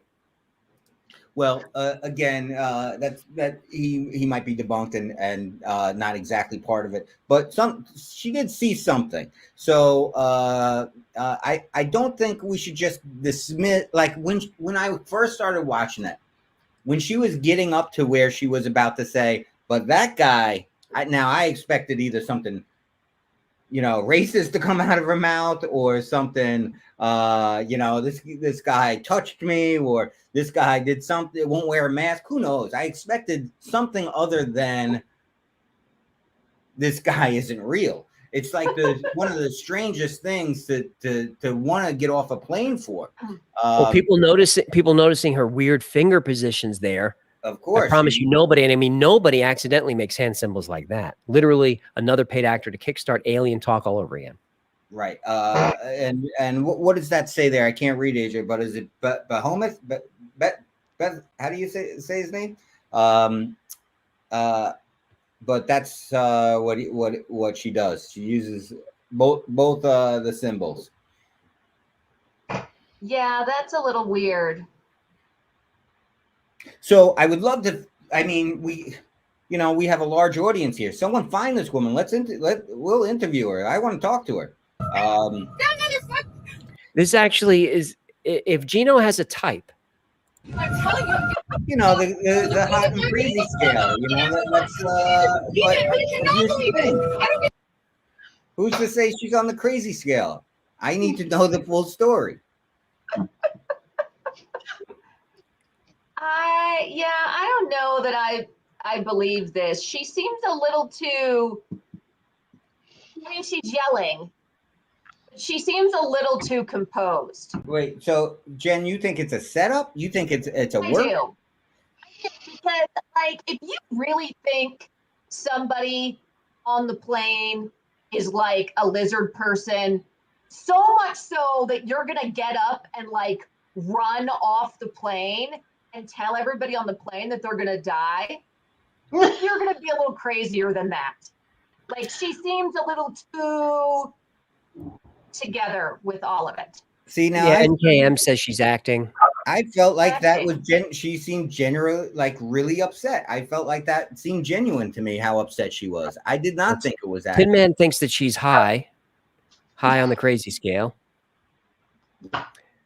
Caesar V's disappointed that the cameraman missed the feet. I'm sorry, we don't have any feet. Now, the other thing I'll say is, as we've learned from many celebrities, like Roseanne, you start taking Ambien, which a lot of people do on a plane. You definitely can have some hypnotic effects. Now, I'm not saying she was on Ambien or anything like that. Or anything. I think that she thinks she actually saw something. I'm not saying she did. I'm saying she thinks she did. I'd stay away from the Ambien because a few years ago, I took an Ambien and woke up and I had cooked 40 pieces of buttermilk chicken in the middle of the night. I just had buckets of flour and buttermilk and chicken. And I had none of those ingredients in the house. And I don't know why I craved it. Hot oil, just all of it. All over the place. But Ray Z says she's hot, though. Yeah, I don't Cookie buy it. says acting, that they were together. Stephanie McKenzie just loves her jeans. If they were together, why wouldn't she be more adamant about this guy? It was this guy. You know, she didn't give us much info. She's just trying to get off as fast as possible. Again, she's ready to leave all her stuff on there. I just don't see how. I think, if anything, They she might have didn't been detain mistaken, her or anything. but I don't She think it was a wasn't- word. She wasn't detained when she got off the plane. Like, If she Why- was acting, No reason to detain her. she just told a plane full of people that they were going to die. it caused thousands of dollars of damage because they had to take everyone off and put Yeah. everyone back on. Every single one of those passengers is now going to get a free flight, Yep. you know, some kind of voucher. Zoso One Up is asking for excretion. Be very focused on excretion this evening. Also, Carrot Top was on that plane, which, you know, I can see looking at Carrot Top, you might not think he's real either. So maybe she He looks like an Carrot alien. Top. Yes, By the way, I love Carrot Top. I do too. Me too. But he looks like an alien. Yes, he does. Very nice band, Carrot Top. All All right, right, going back to the aliens. Well, you're gonna do some super chats for a minute, and we're Okay. gonna wrap up with the aliens, and I'll get through a few super chats, and we'll call it an evening. Okay. I'm doing some super chats. All right. Sunny A for $20. Oh, we did that one. Thank you. Thank you for the $20 again. And we did that one. Let's see. Apyrus Alakai for $20. Thank you so much. Your channel's amazing. Keep up with the good work. Much appreciated. Thank you. Ronan for $10. Thank you, Ronan. I used to think it was all fun and games as long as you could pull the plug. Oh, we got that one too. Wow. AJ was not reading these in order, or he wasn't deleting them as he read them. Let's see. Here we go. Dwayne Porter for $20. Thank you, Dwayne. Sorry, most people are in denial. Science fiction is a precursor to science fact. To the non-believers, ask the science teacher. Okay. Thank you. Stephen Cook for $10. You do great work. Hecklefish gets a cut of this, right? Yes. Stephen, it's in his contract. He gets a percentage of everything that comes in. He's a bit of a diva, that one. Thomas M, $20. Kyle Hill made a good video explaining ChatGPT a few weeks ago. There's no actual cognition in these AI. The AI doesn't really understand what it's saying or what the words mean. It's word association by math, nothing more. That's, you know, that's kind of what I wonder, if it's just learning from reading and reading and reading. I feel like it's just regurgitating, you know, the channels that it puts together. But we see. Justin Watkins, I like the avatar, $9.99. Well, I agree this could end us all. I also see that 90% of the general population won't take it seriously. So enjoy. Enjoy what we have now. The end is always coming. Jen, before we move to the next super chat, I think we might miss it because we have missed a few of hers over the last 2 weeks. But Kit Kat, one of our subscribers, you know, big follower of the channel, she's the one who was talking to me about the woman on the plane. She sent me the original videos. She sent in a super chat, and that she says that if once we hit 3 million followers, I have to get a Hecklefish tattoo. I just want to put it out there. That's not happening. Okay, fair enough. No Hecklefish tattoos for Gino. I will make a note. I will drink a 3-year-old Go Girl, though. Yes. There you go. There you go. It's currently at your house right now. Okay.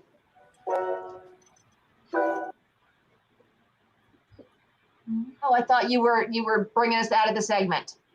We got Teresa Smith is there for $20.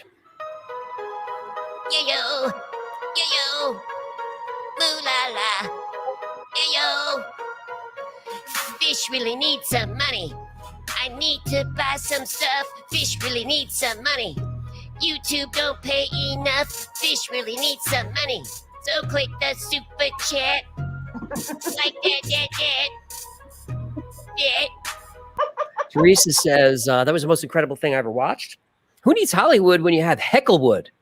We've walked backwards 40 years in our war games. Hope we can cross paths and swap campfire stories in the apocalypse. In the apocalypse, around the campfire, every hour will be Gino's story hour. If we have marshmallows.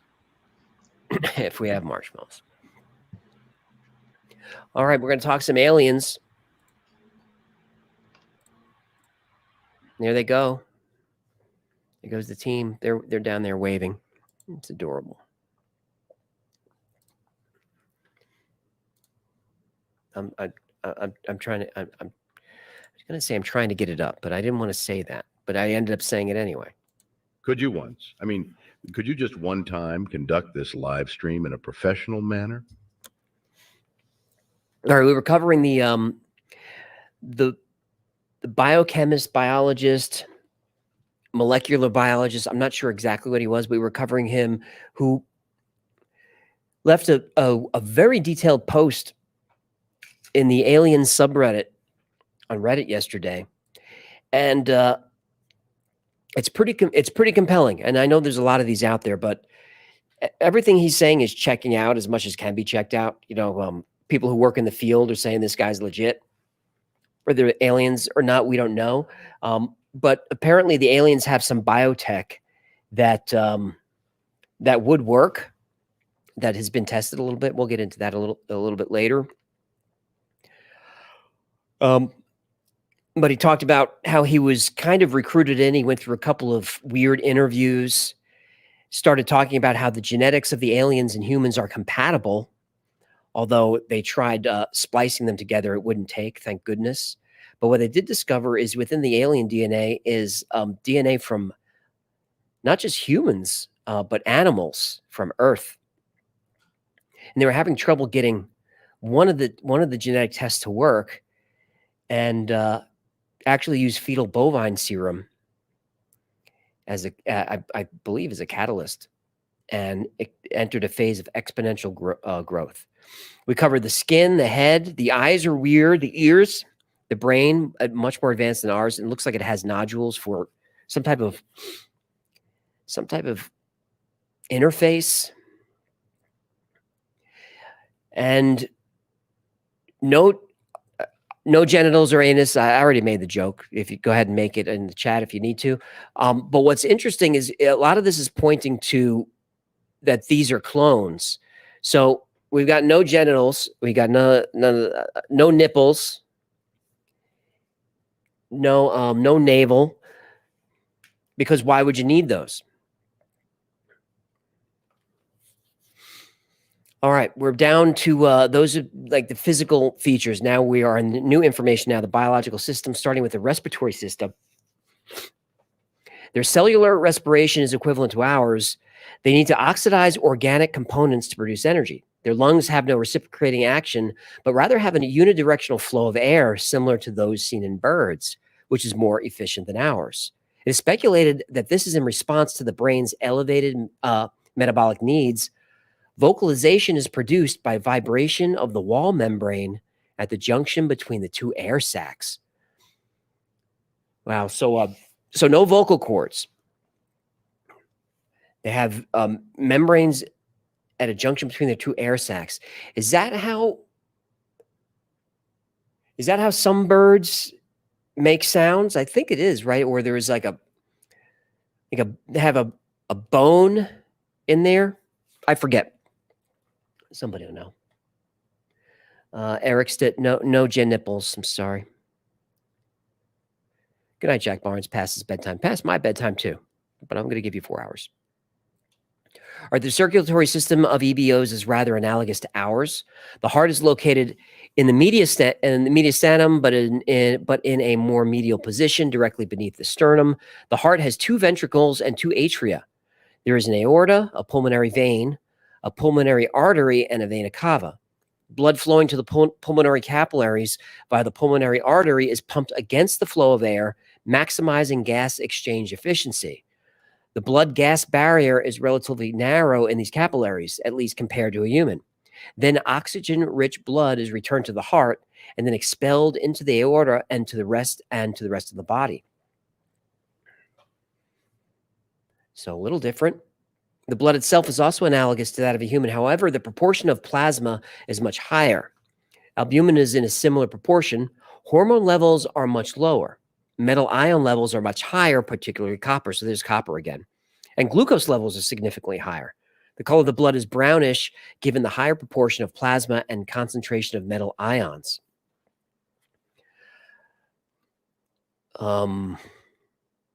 So higher glucose levels could mean that could, because of the big brain also.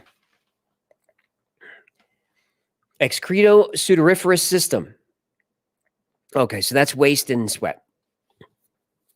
Because he can't say that. This is how he talks. This system is completely different from what I've seen. As mentioned earlier, there is no large orifice like anus or urethra to get rid of biological waste. Instead, there are countless small pores on the surface of the skin. There's a large medial organ called the hepatorenal organ, which acts as both kidney and liver and is central to maintaining homeostasis. This organ is highly vascularized, and the blood must pass through it before returning to the heart. Its role is, among other things, to purify the blood of metabolic waste. Waste is excreted into the equivalent of a ureter, which branches out into 4. Each branch flows towards one of the 4 limbs, and in turn, these branches divide until they end up as thousands of excretory pores. The motility of this excretory system is mediated by a weak peristalsis at the proximal level and on the 4 main branches. Peristalsis is that's the muscles squeezing stuff along. I know you know that, Gene Williams and Sean Smith, but supercalifragilisophobic may not know that. Andrew Kozak knows that. Eric Stitt, maybe not. A peristalsis ceases around the first distal junction. There's no urea cycle. The ammonia concentration at the exit of the hepatorenal organ is very high.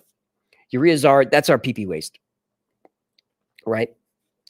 That's ammonia and the other stuff, the minerals and whatever. This ammonia is carried to the pores and gives the distinct odor I mentioned earlier.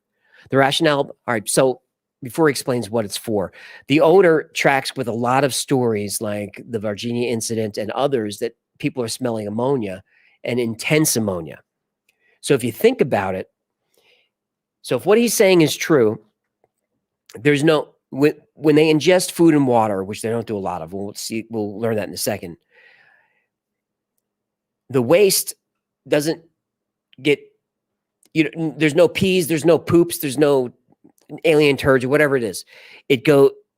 There's a kidney liver combination organ that filters the waste and then distributes it all out to the surface of the body through all these pores. So you're constantly sweating this ammonia, which would just be, that would be so rancid to our nose. It'd be so offensive. You peel that synthetic fiber off, what he was talking about, that synthetic skin, and underneath is just this greasy, sticky, wet ammonia alien skin that stinks. So that's gross, but that's Virginia incident. They said that. Roswell, they talked about the smell as well. So why is it like that? He gets into it a little bit. As there is no urea cycle, the ammonia concentration at the exit, the hepatorenal organ is very high. The ammonia is carried to the pores. It gives a distinct odor. The rationale behind this unusual excretory system is directly related to the excreted ammonia, which enables thermoregulation by evaporating on the skin surface.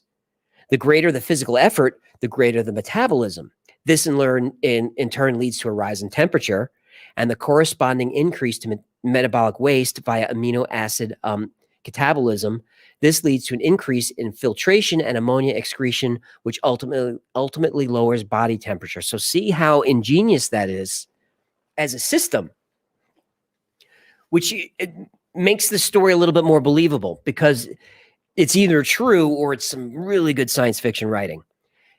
Because if you think about mammal waste systems, I guess pretty much every animal waste system, it's kind of, it's kind of messy. There's a lot that can go wrong there. It's a process. And but with this physiology, there's none of that. There's no solid waste. There's no and because there's no organs that do any of that, there's also no infections. There's no cancer. There's none of the things that can go wrong with a very complicated system.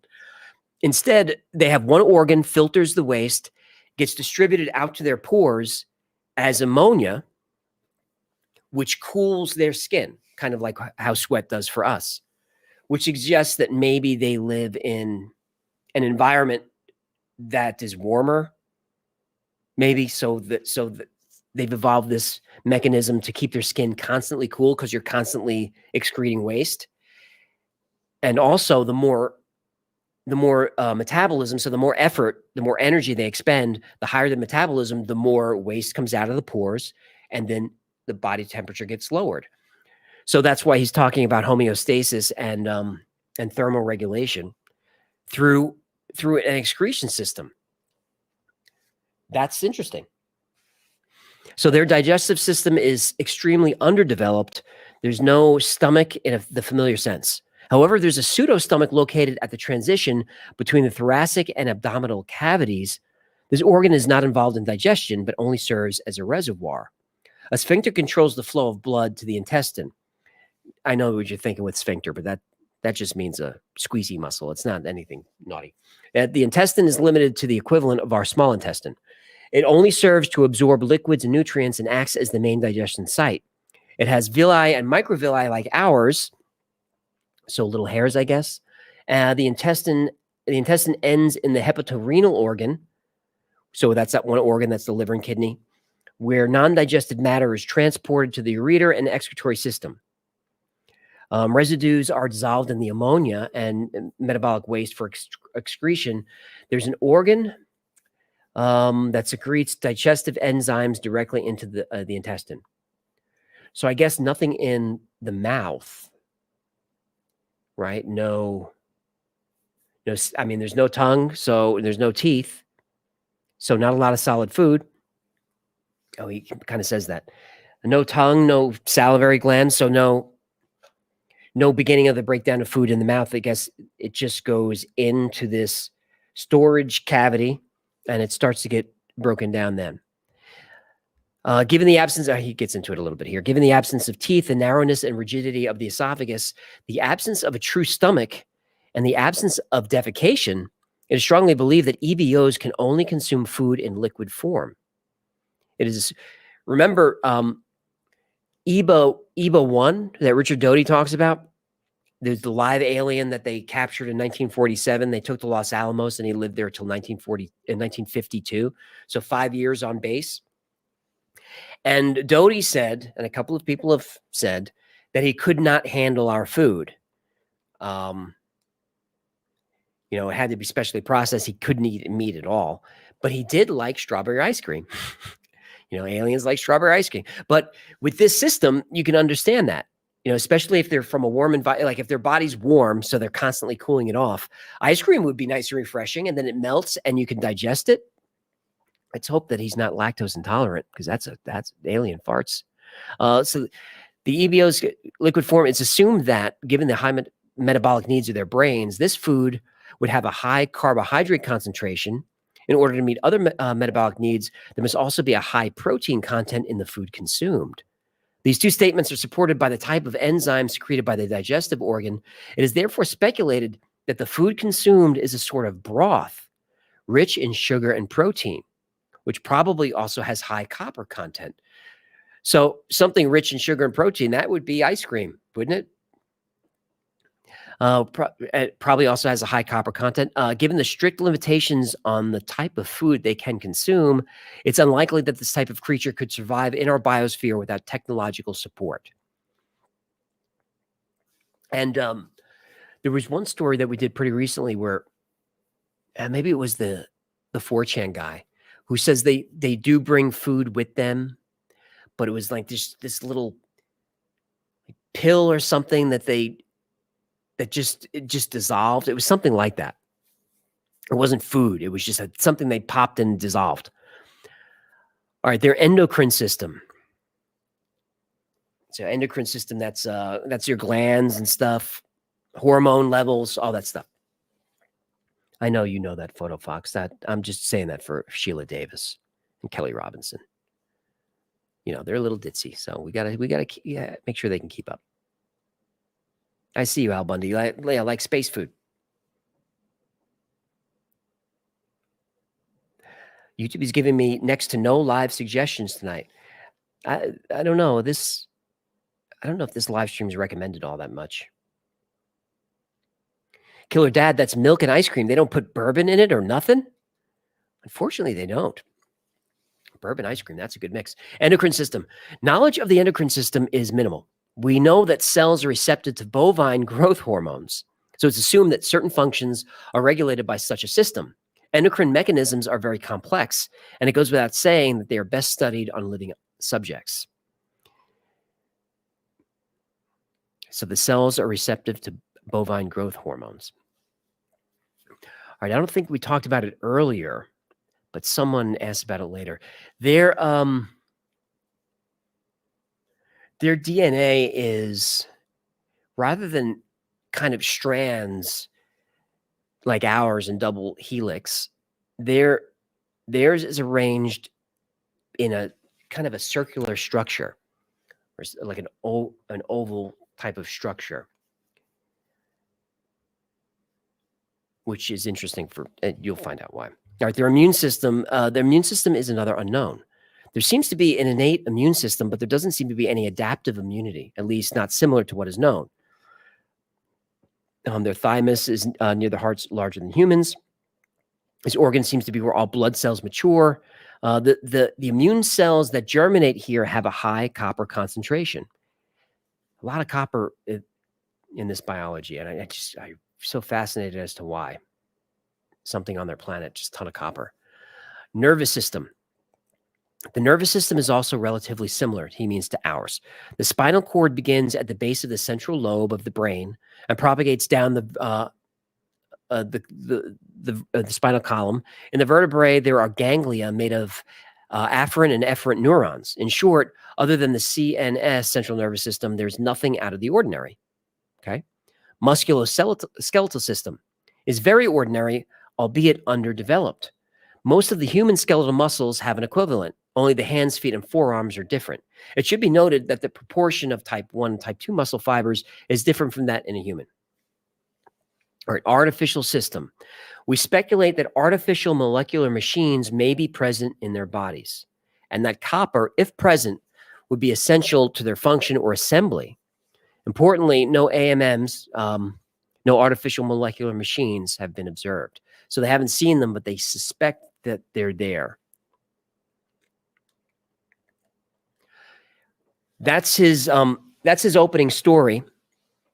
We have a couple of questions and comments and any response from the audience, from the Peanut Gallery, if you'd like to hear those. Aunt Lynn online, no lembas bread in the pockets, but that would be helpful. You could travel so far through the cosmos if you just had a little bit of that elven lembas bread. Keith Henderson, octopi have copper-based blood. Interesting. Bon's Beastie tastes like pennies. Yep. Gene Williams, bone broth is good for you. It certainly is. All right. So the first question is, someone asked this amazing story. Have you shared this with the Senate Select Commission on Intelligence or with Arrow, or do you have evidence to back this up? He says, thanks. No, I haven't. And no, I won't. He said, it sounds like a honey trap to me. I will not place my life in the hands of politicians. This guy's smart. Does sound like a honey trap.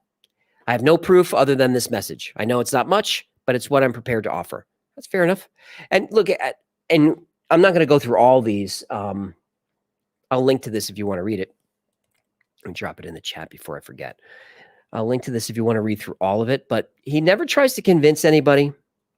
And he doesn't even really, like, you'll read some of these where the guy will specifically say, look, I'm not trying to convince you. I'm just telling you my story. Like, it's almost a defensiveness. It's almost like you're overselling that you don't care what we think when you clearly care. This guy is just so, he's like, look, this is what I have. This is all I have. And this is all you're getting. Question 2. Well, he says, well, that was a read. So they are bioengineered worker bees. And the response is yes, knowing that they're disposable, unable to live independently without technological support, and that they're ephemeral. The only suitable hypothesis is that they are alive only to accomplish their task. Question 3 is, I haven't read anything in detail, but can you expand on the document on their religion? All right, you want to hear about their religion now? The EBOs believe that the soul is not an extension of the individual, but rather a fundamental characteristic of nature that expresses itself as a field, not unlike gravity. And we've done a couple of episodes that kind of talk about this. The soul is part of this, there's just energy that exists, and when you die, it just goes back there. That's what they're describing. So in the presence of life, this field, so this soul field, acquires complexity, resulting in negative entropy, if that makes sense. It does. It does.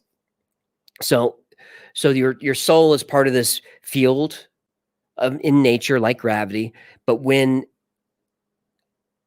in the presence of life, meaning a new entity, a little piece of that energy comes out and gets a little crazy, gets a little complex, gets kind of individualized, gets a little, that's the entropy he's talking about, gets a little wacky before it comes back to the resting place, the place of peacefulness, or whatever your belief is.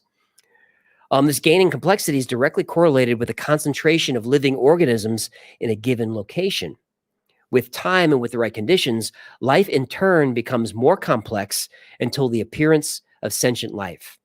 He's talking about all the planets. He's talking about the formula, the process.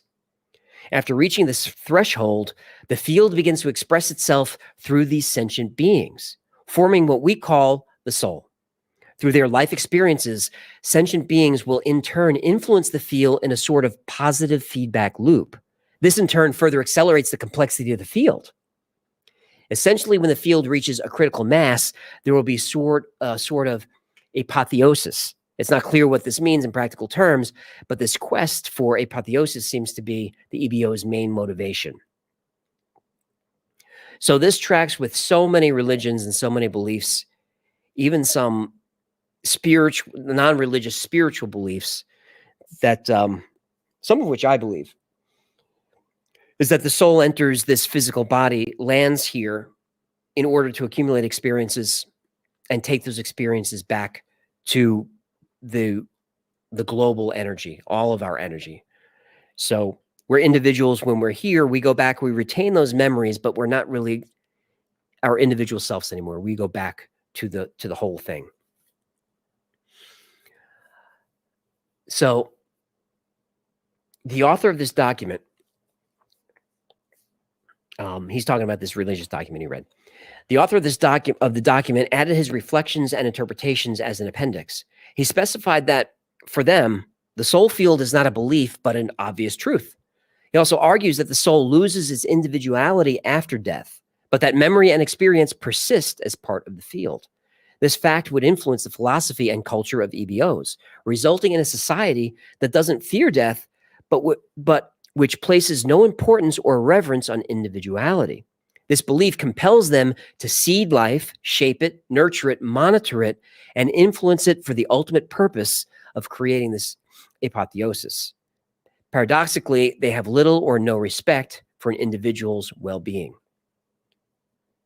So it's almost like it's almost like Borg.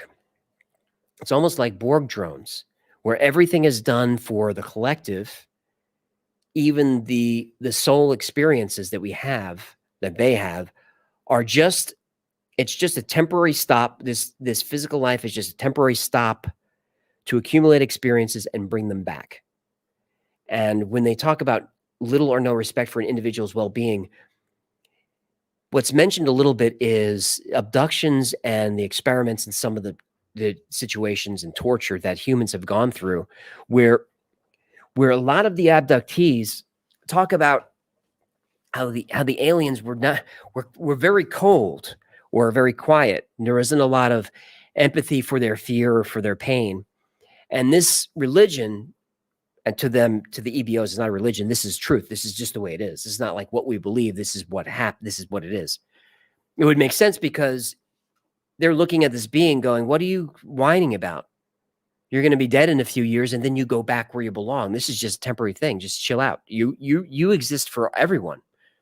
What I'd like to know is their soul field, their energy field. Is that all of ours? I think it implies that it is. That we're all part of this field. Us, these aliens, people in the chat, we're all part of it. All right, so Mod jumps in and says, as of 11:29 hours, the original poster has deleted their account. They refuse to provide verification of their identity and or credentials. So take this right up for what you will. There's no way to verify any of the above, but it does make for an interesting read. I surmise there'll be no further communications or replies in this thread from OP unless they make a new account. Edit regarding the issues earlier. The issues he's talking about is this guy kept trying to post this and it was getting auto deleted. He was getting banned. All kinds of weird issues with his account. Regarding the issues, we initially ran across this post in the auto mod, which caught it due to low karma. We approved it, then realized the OP's comments were being auto removed. It wasn't till later that we figured out that their account was showing up as shadow banned. He's got a screenshot there. Oh, and there's the username, or at least the username he was using. EBO Scientist A. User is shadow banned. A lot of weird things with this.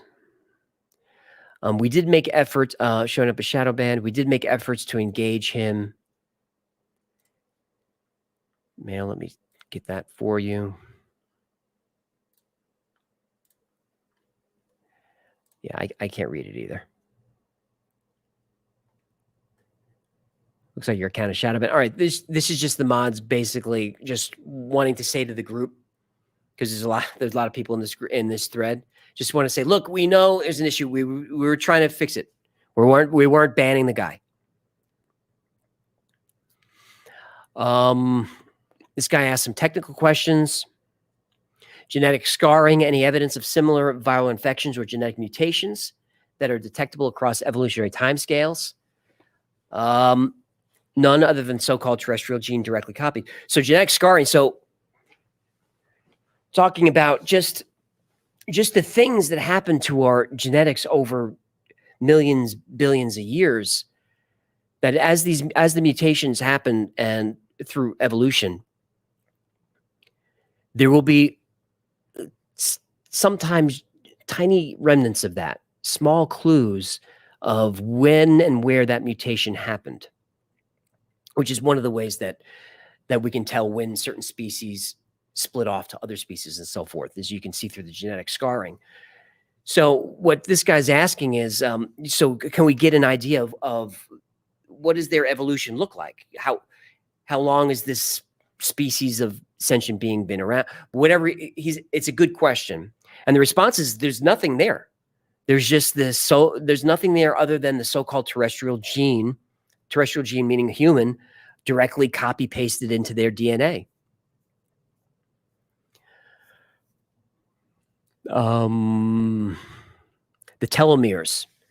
How do these organisms age? So telomeres are those just sort of those frayed ends of your DNA strands, right? And as you age, the telomeres get frayed and fall off, and eventually we run out of those and we die. Your cells can no longer copy, and it's the telomeres are the signal to the cells. It says we're tired, we're done. But these creatures don't have telomeres. The chromosomes are circular like a plasmid. So they have no telomeres, which maybe they have a different aging mechanism, but it doesn't look like they would, because the genetics and the DNA and everything are so similar that I would guess that it would make sense that there's no telomeres or aging mechanism, because they're not designed to age. They're designed to do a task and then I guess die, like a Mr. Meeseeks, just do their thing and go. Mr. Meeseeks, look at me. And a circular chromosome circular like a plasmid, it would be an easy way to get genetic cross-species genetics going is with circular chromosomes. There's got to be some biochemists in here that can explain why that is. Jose Mendez, are them biobots? They think this scientist thinks they might be a little bit. They believe that there is some biotech in there. They haven't found it yet. Cody Clay, Kirtland brand is not recognized. No, you don't want the Kirtland brand, Mr. Meeseeks. You got to get the original ones. All right, let me see if I highlighted some more stuff here. All right, there's a couple of people just commenting on, there's some skeptical comments in here because it's Reddit, but he actually wins a couple of people over. If you're LARPing, OP, hats off to you. I would read your book. And this guy says, absolutely, this guy could potentially be the next Michael Crichton if this is a LARP. Great hardcore sci-fi. And he says, if he's not LARPing, so if he's not faking this, ooh, brother, right? This poster says, one thing I find in genuine stories are pieces that make the puzzle make more sense. And he talks about the nodules on the brain that are used to connect with the technology, and that just clicked with me. If this is true, then suddenly the accounts of the people who say the aliens are telepathic suddenly makes more sense. They're not doing magic. They're modified to be able to interface with each other, and maybe that goes to humans too. But since we don't have the receiving end of the technology, it doesn't work too well, just like the witnesses say. I mean, who knows? All I know is that it's now my head canon. It's now in my head canon for why the aliens are telepathic. Yeah, the pieces start to make a lot of sense. Dude, the parallel details that keep popping up the deeper you dig on this topic are astonishing.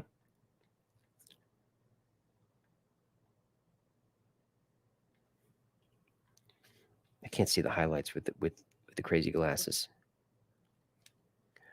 The hypothesis they were created to perform the test. This guy talking about they must therefore be able to metabolize local organic resources. Would that be all right, so this guy's asking, would that be the fattiest parts of, say, cattle? So part of the conversation is they metabolize lipids, which are fats. And cattle have lots of that.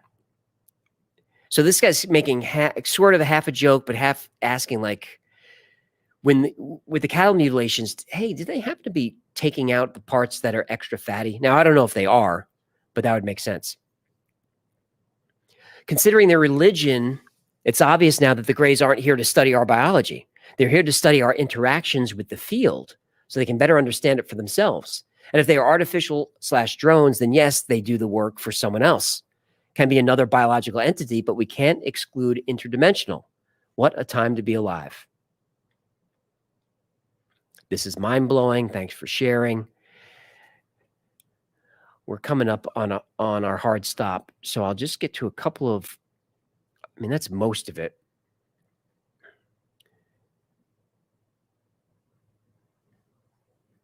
I mean, here's a professional scientist. I drilled this guy with over 20 technical questions, and I honestly think he's legit. If it's fake, it's the best LARP I've ever read. Bro, you better have a VPN. Government gets a hold of these keywords, you're done. And that happened. That happened. Nobody can find this guy. They have no sense of taste.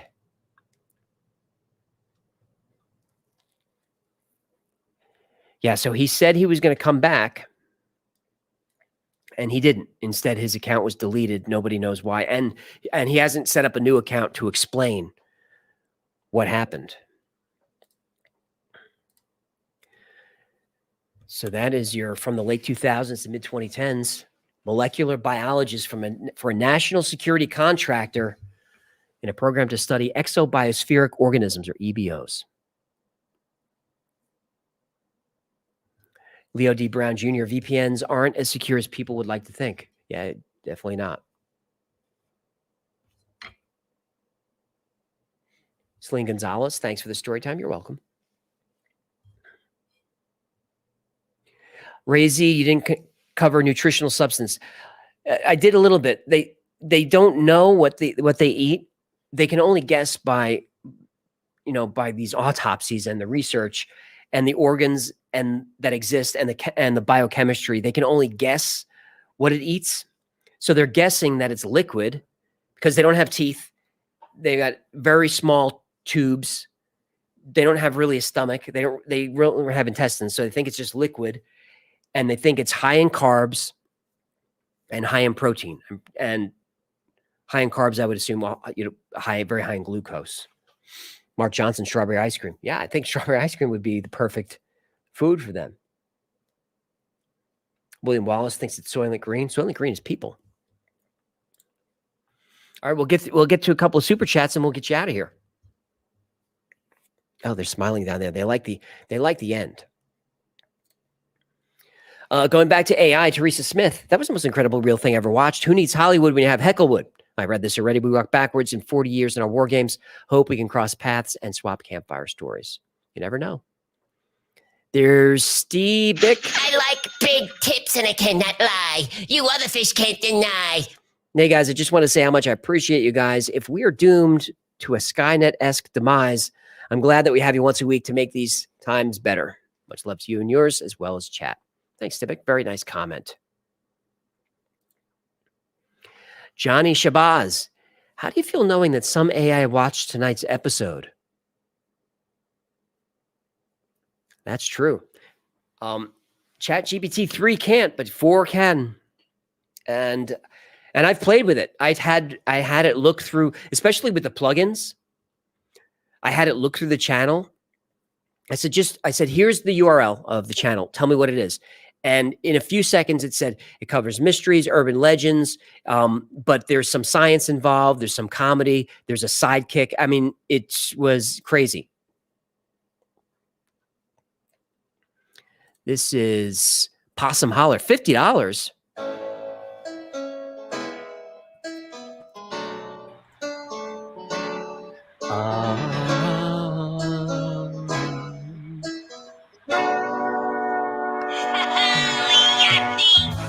I know it sounds fishy, but I just can't stand the pond. Human, I'm leaving here tomorrow. It seems to me I'm headed for bigger things. But I got bad credit, so banks won't let me borrow. No. That's why I'm begging. I'm begging for you to tip me. Yeah. Oh, yeah. That was nice. Take me to your card reader. I want to reformat your hard drive. Thanks, Possum Holler. No name with 500 of those. What are those? Those are Kronas? Yeah. Norwegian, $46. That's Norwegian. That's $46? Baby!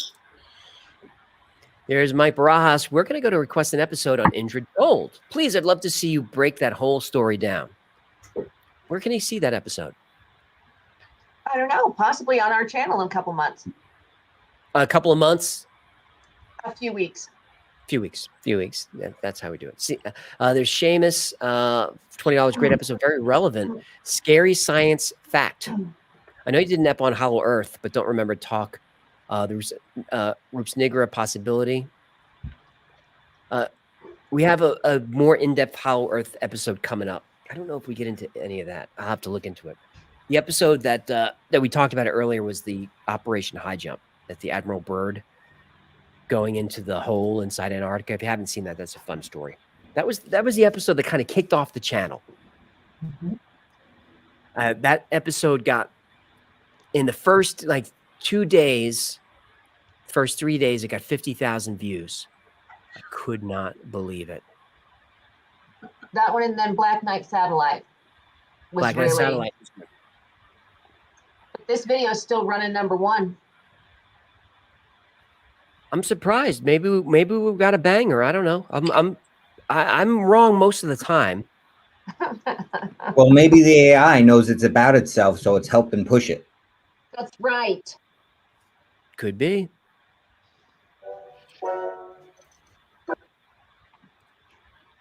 Oh, hang on. There's Paul F. for $10. The world is getting scary, but you help make it a better place with this channel. Also, shout out to Victoria. She exudes a great positive energy, and her dancing is pure joy. Awesome. That's nice. Here's Brian Orr, 20. Yes, thank you, human. You know the deal. If 1 million people are talking to Chat GPT, it's way more than that.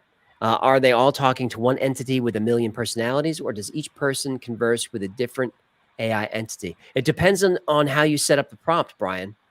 And that's becoming a whole job description, a very, very well-paying one, are people who can formulate prompts for AI to get good results. Like if you ever use Midjourney, you know that it's all about how you form the prompt.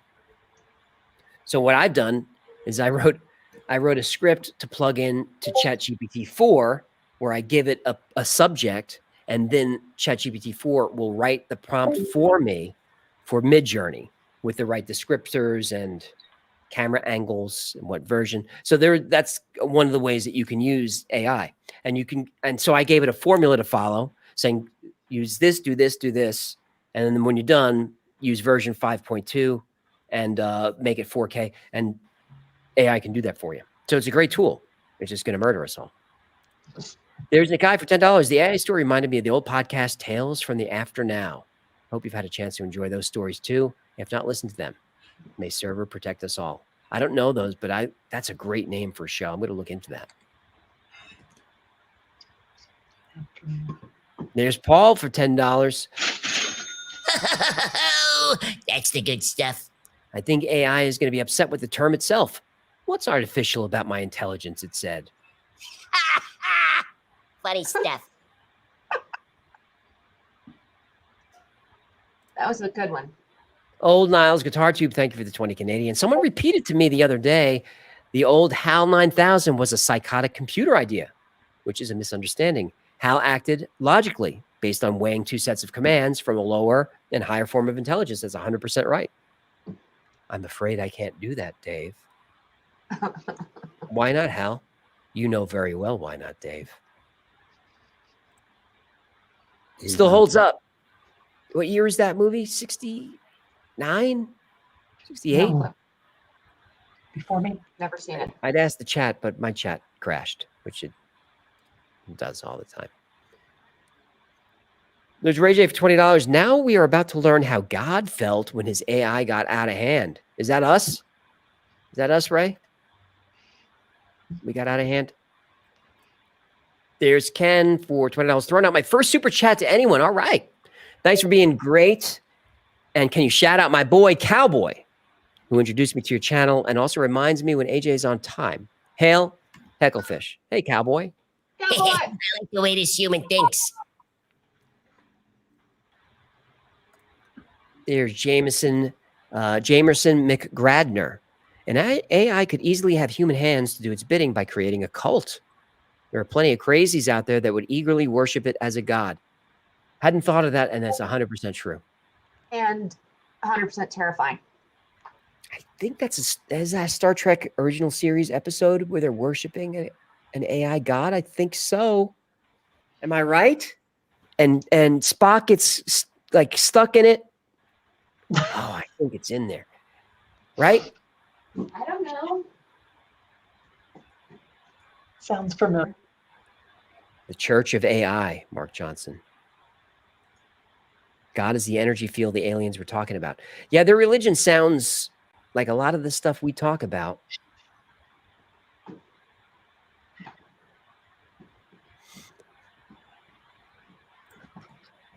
John Richards for $20. One of the best way to combat the AI apocalypse is teach them morals and treat AIs with respect. Then they may be like, maybe I'll spare this human. They were chill. Also, keep up the good work, guys. Like you're content. I like the way you think, John. You're positive energy. You just be good to the AI, and they'll be good to us. I was wondering.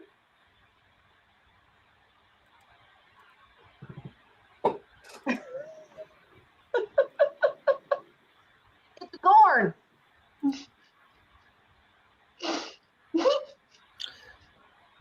Look, I don't want to judge, but wow, I have no idea what's going on right now. Now, would you get on a plane if you saw a Gorn? I mean, you'd want to get off that plane. I But I also wouldn't walk off the plane going, that's a Gorn back there, and I'm not going to stay on this plane with that Gorn. Why wouldn't you tell everyone? Don't you want you just gonna let the people stay on the plane with the Gorn? Yeah, I'm not getting on with a no Gorn. You can't trust a Gorn. Andre Ferrier for Andre F for $50. Can't you see me Everything's freaking swimming out, here? or is I it just got my happy computer? payments up the wazoo. I just don't know what to do. I need a lawyer or two. Oh, human, please tip. Go ahead and tip. I need you to tip. Tip. Human, please tip. Whoa, whoa, who said that? Pray that Philosopher's Stone is a real thing and use it to eliminate most of the human basic needs. From there, go underground and prepare for a real resolution or conflict, provided a peaceful resolution fails. Well, peaceful resolutions always fail, Andre. All right, that's it. We're up against our hard out here. If I didn't get to your super chat, I do apologize, but I do also appreciate it. We couldn't run this channel without your support. So thank you so much for showing up tonight. Thank you for hanging out. 4 hours. Jen, she's trying to pop back in. And thanks again for all your support. Patreon, $3 a month. I appreciate it. And that's a great community to be part of. Shop at thewildfiles.com. Grab yourself one of these. The moon landing was fake. That's true. Fake. And thanks again for the super chats. Couldn't do this without you guys. There's Victoria. And Gino, thank you for your story tonight, Gino. There he goes. And there's Jen. All right. Thanks again. We'll see you next week. And Hecklefish will see you out.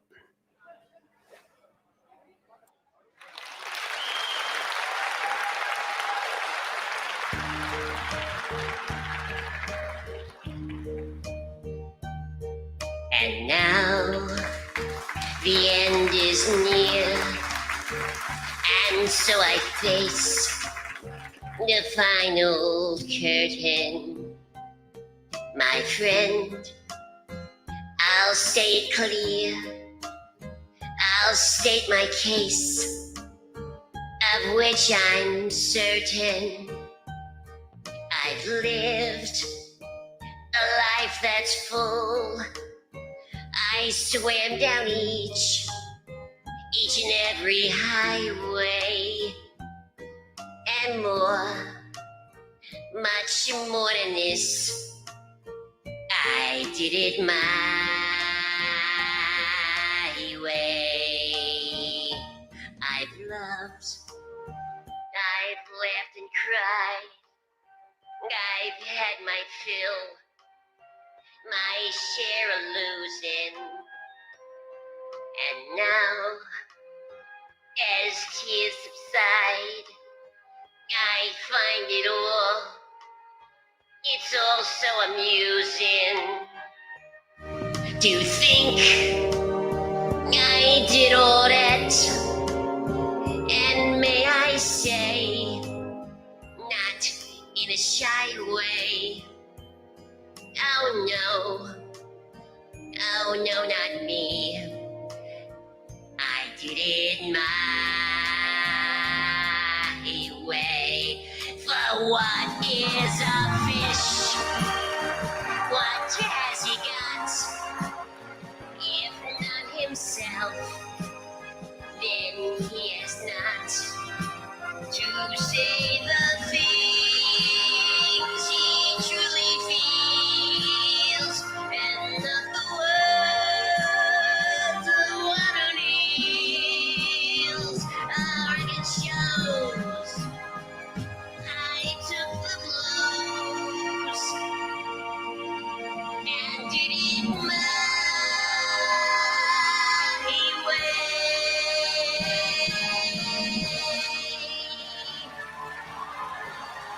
Thank you, ladies and gentlemen. Thank you so much. Let's hear it for the Wild Files House Band. You guys sounded great tonight. And take care of those waitresses, will you? All right. Everybody get home safe. This is Hecklefish. And you know what? I did it my